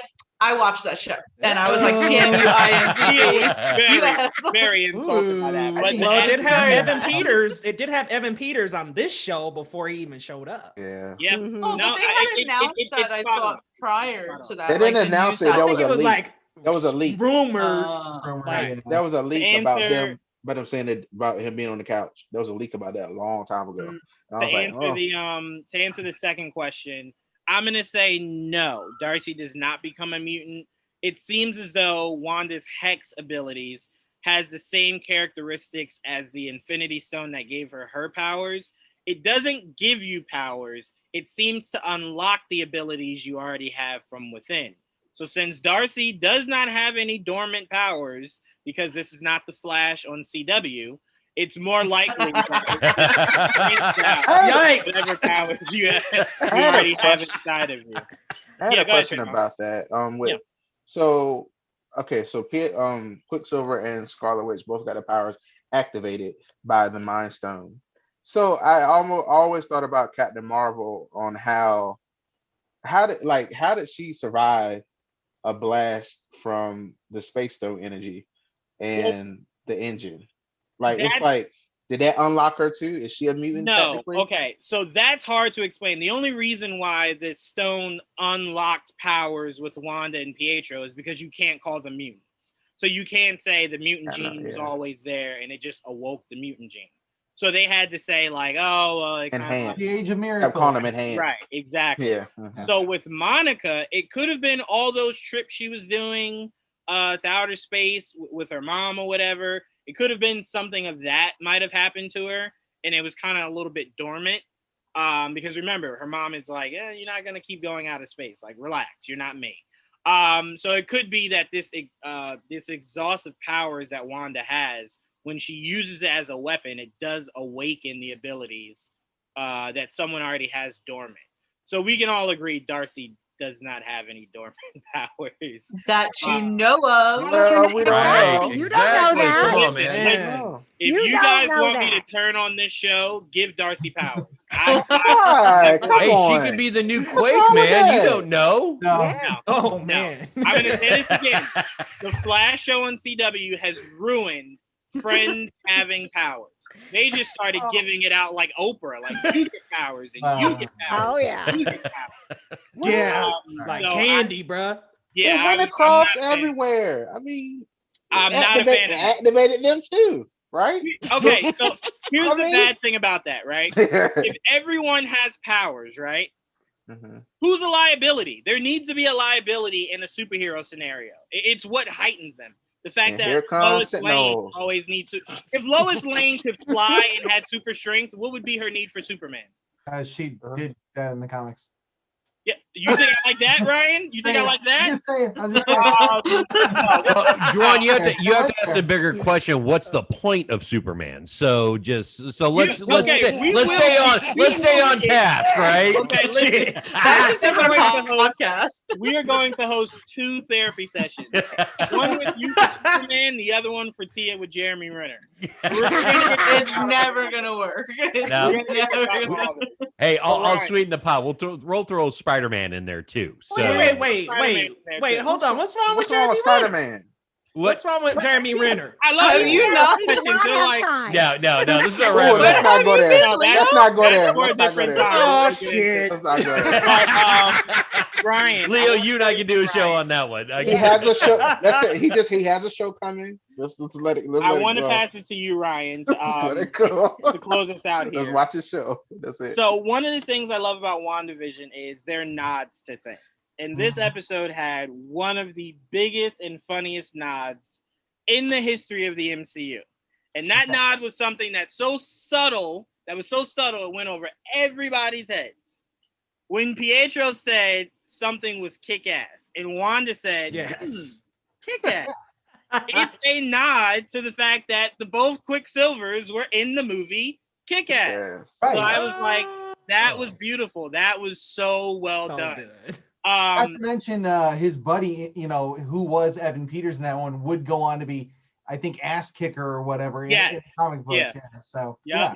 All right. So the question I want to pass to you is, no, I did that. Bring it on. I've got a whole thing I want to say. All right, perfect. So this is what I wanted to ask you. This is what I want to pass to you. Okay. Did you notice, or if anyone else did, just raise your hand, but did you notice that the missile at the beginning of the episode was a Stark Industries missile? I did not. I saw that. It was a Stark Industries missile, which is very interesting because we know in 2008 he stopped production of Stark Industry missiles. Yes, he did. So how long has someone in that industry been holding on to Stark Industries weapons that they're able to just willy-nilly pull it out of thin air? Armor Wars is coming. Armor Wars is coming. I do think it was interesting that was. I'm sure if you go into the Middle East somewhere, there's a whole stockpile of his weapons. Oh, millions. Exactly. There's millions of those things. Oh, yeah. For sure. But that being said, I do want to talk about some of like the Easter egg things too that I noticed. Like, for example, if you look at the marquee, I don't know if anyone said it earlier, but they show like the Incredibles, and I was like, how cool is that? And then on top of that, being that it's a Disney product, I'm sure they tried to tie it in. I mean, the little guy, Speed, he looks just like the little boy from Incredibles. I always forget his name. Dash. And yeah, so Dash is like, he runs and he looks and he moves like Dash. The whole time I'm watching him, I'm like, that's totally on the nose with that character. Also, Parent Trap. Parent Trap is very apropos to this show. Oh yeah. Very apropos. It does seem like the more and more you look at these kids, one is definitely daddy's boy and one's definitely mama's boy. Yeah. And it seems as though the powers is what aligns who's to who. It definitely seems more like Wiccan is definitely a mama's boy. When he started crying, I think, Mom, Dad, it's Dad. It's like Speed was kind of just like, I don't even know what's going on. Like, okay, but how he stopped him was cool though. He was like, boom. Oh, I loved that. That was awesome. Like, hold on. Fantastic. I loved it not because he stopped it. I loved it because of Speed's reactions, where he was like, oh my God, you have powers too. Like, this is crazy. Like, when did you get them? So I thought that was really cool. But I'm sorry. Go ahead, Ryan. No, that's okay. I lost my train of thought on my other Easter egg anyway. So I'll just say the whole Mephisto thing. I have this whole thing, I think, kind of figured out. I'm almost there. But what I do believe it is that Mephisto and Wanda must have met at some point. And at that point, he creates his bubble for her because she's grief-stricken over the fact that Vision's body has been ripped apart, and he creates this world essentially for her to live and exist in. Every character that is talking to her and doesn't seem to be on the same page as her is probably under his kind of puppeteering or whatever and control.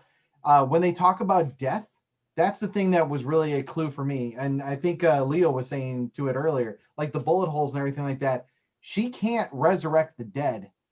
And that's why both of those characters are showing that to her, because I think Mephisto, like the children, is using her grief and her magic to absorb everything that he possibly can out of her. Like he's going to tap that well dry until there's nothing left.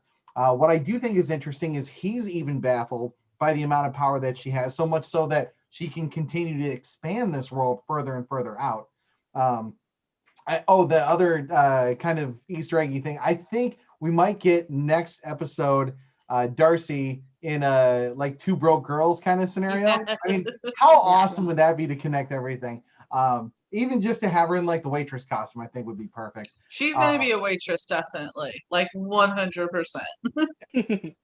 But beyond that, I don't know. There was some other stuff about Mephisto, but honestly, I think he's the one pulling the strings and everything. He, like you said, I think again, Leo said it before, the idea of just taking it from the children, like just in the comics, he's going to absorb everything he possibly can, even if he has to create two other superpowered entities. He's going to absorb everything that he can. And I don't know how the conflict's gonna go down, but man, is it gonna be fun to watch. I will say, when you said she can't resurrect the dead, I'm just in my mind, I'm picturing Toy Story when you see Andy playing with Woody and Buzz, has kind of just like lifeless bodies going around. I'm just picturing like the outside watching Wanda talk to. It's just like puppets. They're just like this, just dead, just kind of like that. That's what I pictured. I'm just like, that's pretty morbid. Yeah. That's dark. No, I agree. Like when Patrick was talking earlier about like how she, may have brought the kids back from Lagos or whatever. I'm imagining like dead kids movie. I'm like, God, I do not want any of this. That would be hilarious. See, and that's the other thing. Unless you do it in a very tasteful way, like Team America, right? You're like, no, hey. you got to do it in the creepiest way ever. You got to be really creepy. But yeah, I think her power and her thought process doesn't extend out to these like outer rim areas. And the more she extends her power out, I think she's kind of becoming almost depleted in a sense. So she leaves them on like battery power over there while she's focused on the main stuff that's going on around in her part of the bubble. So I think that's partly why they were just kind of like short circuiting over on the other end. And that's why they're glitching, I think. Yeah, I do very much. I did like how Vision kind of comes out of it. And I do love when Wiccan's, I'm gonna just call him Wiccan. I don't like calling them Tommy or Billy. No, it's good. So when you guys hear me, just know I'm referring to the twins. Wiccan, when he's kind of like, he's just sensing that something's wrong with his dad. I just love that connection, mainly because if they do age them up a little bit, just seeing how they were able to use their powers in that manner is going to be so much fun to see them interact with the other Young Avengers. I'm getting really excited about the thought of that. But I loved it mainly because the connection he was having was, I'm sensing him just deplete. Like, he's completely coming apart. And then I love when she notices it. She's just like, all right, enough of this fun. All right, I tried to have a fun, festive day for you guys. You can't even do that right. Like, hold on a second. Let me ensue more chaos going on. But to your point, Ryan, Mephisto is very much interested in exhausting her chaos magic. Yeah. He's just like exhausted. So I do think what she was able to do by extending it she'll never deplete of her energy, but it's very much like Mephisto sitting somewhere like, I don't know what just did that, but run it again. Keep running it. Like, let's loop that up. And I think that's also the reason that we got Evan Peters' character too, because if she can't resurrect her own brother, then what's the next closest thing? A copycat or a doppelganger. Sorry to go back to the Flash, but I think that's the best thing. And you can be like, oh yeah, and I have all the same memories. I just don't look the same, and that's probably why. So yeah. Like I said, I do believe that someone is helping Wanda, is helping her powers kind of exude to that amount. But I mean, it's so hard to pinpoint that because we saw how strong she was in Endgame. She almost killed Thanos. So it's like, she's capable of being that strong, but is she capable of creating her own reality? That's what the question is. Yeah. Because you would assume losing her brother would spin her enough to create her own reality. But what's the difference? She had Steve, Iron Man, Hawk. She had all these friends to fall back on. You didn't say that last name. What was that last name you were saying? Hawkeye. Hawkeye. Yeah. He don't care about her. He went back to his family and his kids. But that's what I was like, bye. The difference of this time of her grief is Tony and Steve are gone, and everybody else legit was just like, I got my own life. Like, Wanda was just like, but I have no family, and they were just like, I don't really care. Everyone just left Wanda. Like, no one was just like, hey, you could stay on my couch for a few days. They were just like, we don't know yet. We don't know yet. Figure it out. Maybe it's coming. Maybe we'll see what happens. Yeah, you don't know if Thor was like, hey, want to join the Asgardians of the Galaxy? And she was just Thor like, for sure was just like, hey, I'm the strongest Avenger whenever I'm not around these strong women. So let's keep them at bay and let's keep me alone here. No, but it definitely does seem like everyone was just kind of like, we all handle grief different. Like, think about how Endgame ended. You see T'Challa with his family looking loving, Scott Lang with his family looking loving. You see Happy with Pepper and Pepper's daughter. Everyone's looking happy, and then you just don't see Wanda. Like, you just don't see Wanda. She talks to Hawkeye on the side by the water. Talking. No. I mean, you're talking about the upshot from the pier going up to the house. Yeah, I'm talking about. She was with Hawkeye. They were standing next to each other because they showed everyone. This is what I'm saying. He didn't care. He was just like, I have my family back, and you're just not a part of my life anymore. Did you not see how many kids he had? Did you not see on house arrest? Isn't he on house arrest? He had 3. Did you see how much freaking land he has and everything? He has enough for like tons. All right. Freaking Steve did most of the wood chopping for him anyway. So like, he has plenty of land. I do have to say, no one ever talks about that, but Steve provided him with enough wood that he never has to go chop wood again. Yeah, you'd be surprised. No, that is. He's like, damn it, I miss Steve. Right. God. He could have stayed here for like another week. But no, this episode was crazy. We only have 3 episodes left, guys. 3, only 3.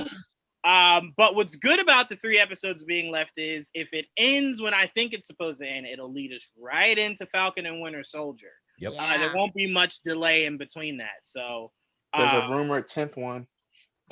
There's a rumored 10th episode? Yeah. Oh, yeah. There's a free week. There's a free week in between. There's a rumored 10th. Give it to us, y'all. Just do it. Give it to us. You know how many headaches I've got trying to put all these notes in my phone? I need 4 more. Oh, you love it. You love it. I figure from the freeze framing every episode. Yes, so. You know how tiring that is? I feel like I'm Quicksilver pausing time as I go through these episodes. Go ahead. Juwan just wants 1 week. He just wants 1 week in between. 1 week of rest. I'm hearing rumors though that the last 3 episodes are all hour-long episodes. Is that true? Is that true? There's no confirmation. There's no confirmation. We won't know, but I'll tell you this: The Mandalorian, the last episode of the season, I do believe was one of their longest episodes of the entire season. Yeah. So it was like 50-something minutes, yeah. Right. So if they're queuing up a big battle, it would make sense that's 50. I just hope by the end of the last episode we get an end credit scene, because I'm so used to Marvel with their end credits that every episode I'm waiting till the end of the credits and getting so disappointed where I'm like. I think that's a Disney staple now, because I mean, look what they did with Mandalorian, right? Yeah, that was so fun. That was and I remember like with the Marvel movies, by the way, like the whole thing of like the end credit scene has been such a staple that when I went to go see Endgame, we were in a line, right? And every person that was like going into the theater, they were like, "There's no end credit scene. There's no end credit scene." I'm telling you, there's no end credit scene. And like when we were kind of sitting, like the people of the theater were like coming around going, "There's no end credit scene." I'm like, I don't believe you. There's gonna be an end credit scene. We're like, nope. Yeah, I'm gonna tell you this. For one hammer drop. The only time I've ever been angry at the idea of that was, I remember because I had to hold in my pee for that entire movie because I couldn't get up. So I'm watching Far From Home, and then I'm just like, oh man, this end credit scene, man, it's gonna be good. And then when I saw Captain America pull that chair up and then say what he said, and you then mean Homecoming? Homecoming, I'm sorry. Homecoming, yeah. Homecoming. I remember being so angry, like I should just pee in this seat right now. Like I that's how I felt at the end of the first Avengers when I was like, yeah, it's gonna be good. We've had really great end credit scenes the whole time, and then they're silently eating shawarma. And I was just like, it's like, yeah, I didn't even. Who is this for? I didn't know that. I didn't know the X-Men movies had them too. Leo sitting there like, I loved it. Right, I loved it. I mean, I want shawarma now. Give them a second to like decompress. You know, they just took out this threat, and then I gotta get and then I gotta get hungry too. It's well, like, and like their faces, they're just like, okay, God, yeah, okay. Okay, Which, by the we way, got fun this. fact about that, if no one knows, Chris Evans wasn't eating because he, like, I think was filming something else that he had a beard for, and so they like put some like shit over his face pretty much to cover it up, so that's why he's not eating. Oh, that's Just saying. funny. And that Oh, so Chris. Oh Evans yeah, he was just originated sitting in- there. Oh, Yeah. he was just sitting there like this, and that's because Yeah. at that time he had been done filming the Avengers. He was filming something else that he had a big beard for, but then they were like, hey, we need you to come back for the end credit scene. So they like pretty much just put like a plaster thing around his face and just said like, all right, just sit there like that. See that? Fun So fact. there is a way to Yeah, CGI yeah. out No, facial hair. No, KJ, we will not be So doing there's- that this episode. Absolutely not. But you're right. You're right. What are you last talking about? That was like state of the art CGI. I don't know. I didn't If I didn't know the only a X-Men certain did those, too. mustache could have been. I wouldn't know because I haven't seen the X-Men movies in a long time. If they've The- done the the- end credits. Yeah, they did. I didn't know. I was like, I was watching like one time, and I was just had it on TV still. I was like, oh, it did want to end X2? Huh. Well, Or Deadpool 2 X3? did Was it. X3? Yeah, I was like, De- yeah. Yeah. Deadpool 2 did it. I love that freaking end credit scene. That was the best end credit scene ever. The Oh, Deadpool one where absolutely. he's like going back in time and course correcting. Yeah. Love it. Yep. Yes. Okay, now I'm gonna be alone here. I preferred the first Deadpool end credit scene over the second one because I do remember. Which one was that again? That was the one where he comes out in the robe and In the he bathrobe. Right, and he well, goes, yeah. guys, like, That he was goes, stay tuned. The next movie, we'll be bringing in Cable. And I remember sitting there like, no way. Like, Right. that's insane. And then I remember going, oh, we're just going to recycle Josh Brolin here. Got it. Okay, no problem. But that's dude, like, come on, blowing the brains out of the quote unquote Deadpool from Wolverine, and then And blowing Green the Lantern. and blowing the back of Ryan Reynolds' head up. That was great. brilliant. It was great, but it was Best at the same time, I was just like, Fox will find a way to ruin this franchise. So I never expected to see that they would give us Cable and Right. Domino, like what they Right. gave us in that Deadpool 2 movie, and they gave us the proper Juggernaut, like Right. which a lot of people don't know. Ryan Reynolds actually voiced Juggernaut. Yeah. Yes. Yeah. But all right. So last question, really quickly, guys. Just want to go through this really quickly. We talked about end credit scenes for like the past 5 minutes. So if there is an end credit scene, do we think the end credit scene will lean more towards Spider-Man 3 or Doctor Strange 2 Into the Multiverse of Madness? KJ and Patrick, I'll start with you two. What's up? I mean, I think it's going to be whatever movie's on deck. So Spider-Man chronologically comes right after movie. Whatever release wise is going to happen. Yeah. Okay, so you So think if it's Spider-Man, I will be amazingly underwhelmed then. So great. The only thing with Spider-Man though is Far From Home is placed 8 months after Endgame. WandaVision is 3 weeks. Oh, So yeah. so it's really weird on how the timeline is working. So But I'm wondering how long this is carrying on. There's no reference of time through all There is this. no Like, reference is this of gonna time. carry on Right, past right. that? I wonder how long the paradox has been actually happening. Yeah. Let's see. When I realized what WandaVision is doing in the multiverse, I was like, oh, that explains J. Jonah Jameson. Oh, okay, so Well, that I- explains why he's okay. All right. Yeah. I mean, That's so a good pickup. yeah. So I think at the end of the day, I think most likely, Multiverse. and I agree. Michelle in the comments has said, and I agree with her. I think Doctor Strange is probably the safest bet because we already know he's going to be in Spider-Man, and he's got multiverse of madness. So I think he's the safe bet for the end credit. Yeah, no, I'm with you on that. KJ, Yeah, I mean, I think the same thing. The only thing that I'm curious about is why they are putting WandaVision so close with Falcon and the Winter Soldier. Is there going to be something from? I don't think that there should be. Like, it doesn't really make sense, but it is weird that they're putting them. So it would be interesting to see if there's something that It doesn't. wasn't tie supposed them to be together. that way though. Right. Remember, it's only like that because of COVID. If not for COVID, Yeah. not only would WandaVision have come out last year, Oh, that's right. Doctor Strange 2 should have been coming Should have out. been Yeah. out. Yeah. So then, so Well, Doctor that was Strange would supposed make to- the most That was sense. supposed to come hand in hand. They're Spider-Man delaying it so they can put it right next to the Snyder cut. I'm not kidding. I think they did, just like Civil War.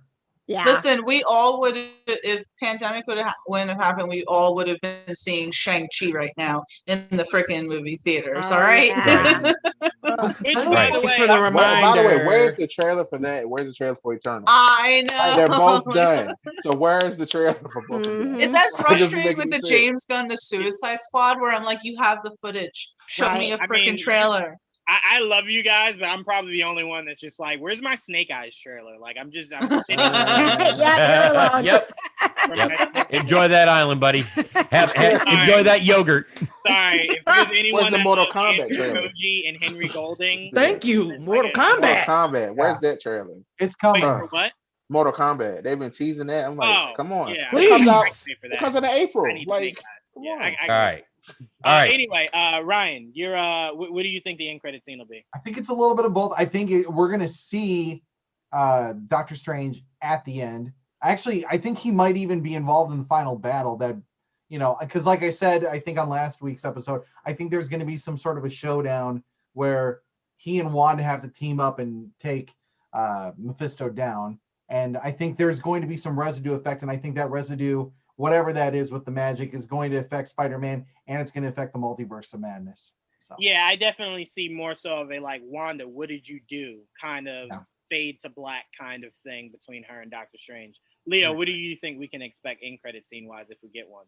I think it's going to lead into Spider-Man 3, to be honest. I think this is a trilogy here. I think it's WandaVision, Spider-Man 3, then Doctor Strange in the Multiverse of Madness. I know I'm reaching here, Trilogy. but man, I'm thinking Tobey Maguire or Andrew Garfield's going to show up somehow. And the post-credit could be one of them walking through and being like, What the hell? where am I? Like, what? And then it will lead right into Spider-Man 3, or my Spidey senses are tingling or something. Like, I just think that we're going to get some kind of taste of Spider-Man 3, and it's going to also rope into Multiverse of Madness. So just kind of tying it all in and making all three of these connected. There were some focus shots in this episode of spiders too. Maybe it's Halloween, maybe it's coincidence. I see how long your arms are growing there, Ryan. Tia, what do you think we can expect? So I don't know what we can expect. I think you guys all have really great ideas. I'm going to say what would be hilarious, kind of jumping onto what Leo was saying. I would think it would be hilarious if Deadpool showed up. He's just all of a sudden walking, all of a sudden you see Zap and he's just walking with like a soda sipping. He's like, what the shit? And it's like, and that's how it ends. Something like, I'm sorry, because they've like confirmed that Ryan Reynolds will come back and blah, blah, blah. Like, how hilarious would it be? Like, just throw him in, and just that shows you we have a multiverse. He's self-aware. And I think it would just be great. Like, I would just laugh so much, especially since we all know that final episode of WandaVision is going to be tragic as hell. Wanda's going to be in emotional distress. Vision's probably going to die. This one's going to die. That one's going to die. So we need that little funny uplift to get us through. Deadpool just comes through and he's like, I think I took a wrong turn at Albuquerque. Yeah. He's like sleep down or something. Just go through Hey, Vaughn, Ooh, chimichanga truck. Hey, Vaughn, what do you think we can expect from this end credit? I'm thinking. I feel like Doctor Strange needs to show up before the end. I feel like he needs to show up in the next episode. Honestly, I can't see him waiting to the end because I'm really going to question what were you doing. And I feel like what'll happen is she will lose it. She made it expand this one time. She's going to make it go across the whole planet. That's what I feel like is going to happen. And I feel like she's going to break the multiverse at that point. And then I think Magneto's going to show up and then it's going to go to black. That's what I think is going to happen. Doctor Strange was too busy getting a sandwich. That's what was, his thing. He was getting a sandwich with. Wait. Which I got a question for the group. Which Magneto would you rather see? Would you rather it be Ian McKellen or Ian McKellen? It does not matter. Fassbender. It doesn't matter to me. Fassbender is the right age. For longevity, like Wanda kind of older, like. For longevity wise, I think you would need Michael Fassbender because Ian McKellen is, I love Ian McKellen, like no shade at all, but he's he's Don't be older, aging. so But he was in Cats I'm not prancing aging. around, though. But you think that was him, and they didn't just Yeah, put he some wasn't guy and put prancing. some That was old not- makeup All right, guy- for him to be like. But for nostalgia's sake, Ian McKellen, right? If you're gonna drop that, you got to do that for nostalgia because I mean you're opening everything up to the multiverse, so Fassbender can be there and that quick. You know, you're good. How about both? Yeah, They come in and they're like, Magneto. "Whoa!" It's the image of like the 3 Spider-Men. Just I mean, yeah. I Why not? personally, I think it'll end just with I think it'll end if it's going into Multiverse of Madness. Only reason I say that is because I don't think the original idea was for Spider-Man 3 to be incorporated into the Multiverse of Madness. I think they fell into a happy coincidence when COVID hit and it just pushed everything back. I really do think Feige. No, I take that back. I think Sony went to Feige and was just like, since you're doing a multiverse, what if we did what we just did with our animated movie, but in live action? And I think Feige was just like, you guys are usually stupid, but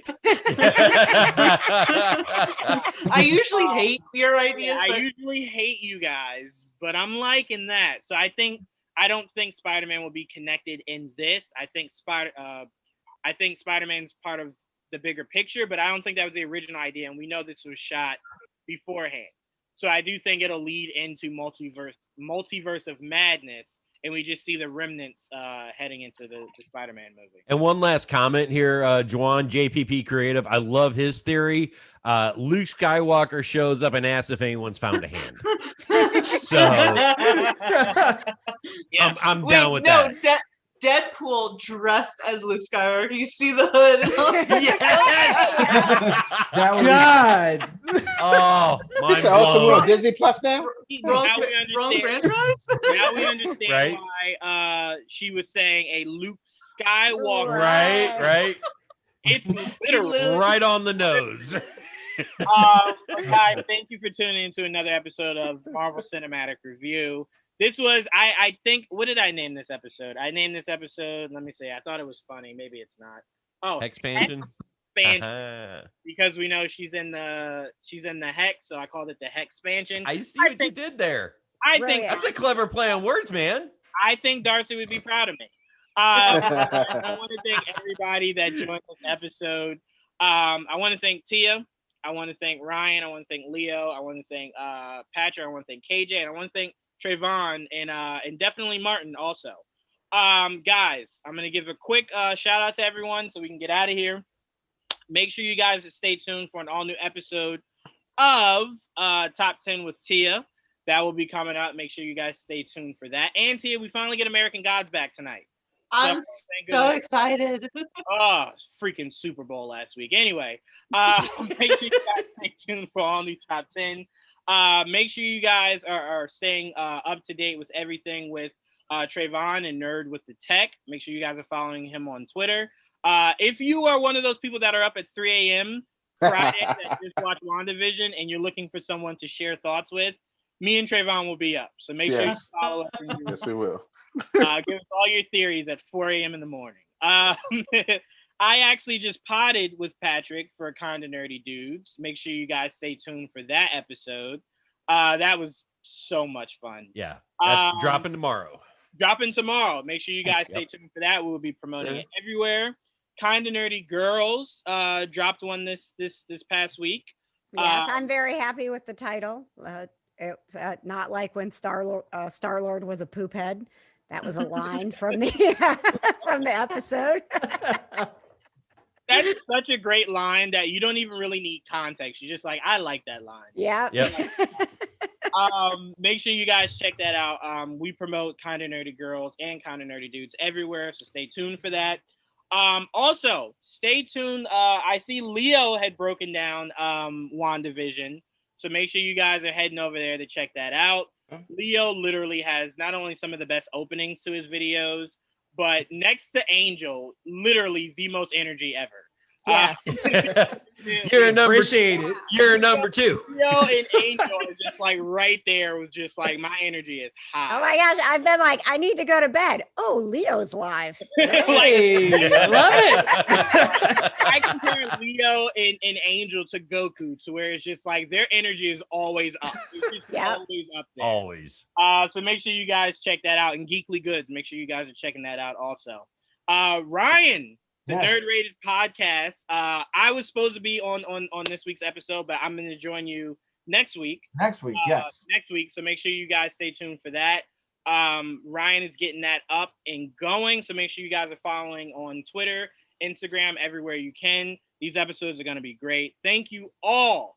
And we cannot wait to break down how insane episode 7 is probably about to get here. So guys, make sure you stay tuned. Please like, subscribe, and if you weren't part of the live and you watch this later, comment. We still want to hear you guys' thoughts. Make sure you comment. But as you guys can see, make sure you follow everybody here on all social media platforms, and we'll see you guys next week, same time, same place. Peace. Later. See ya. Bye, everyone.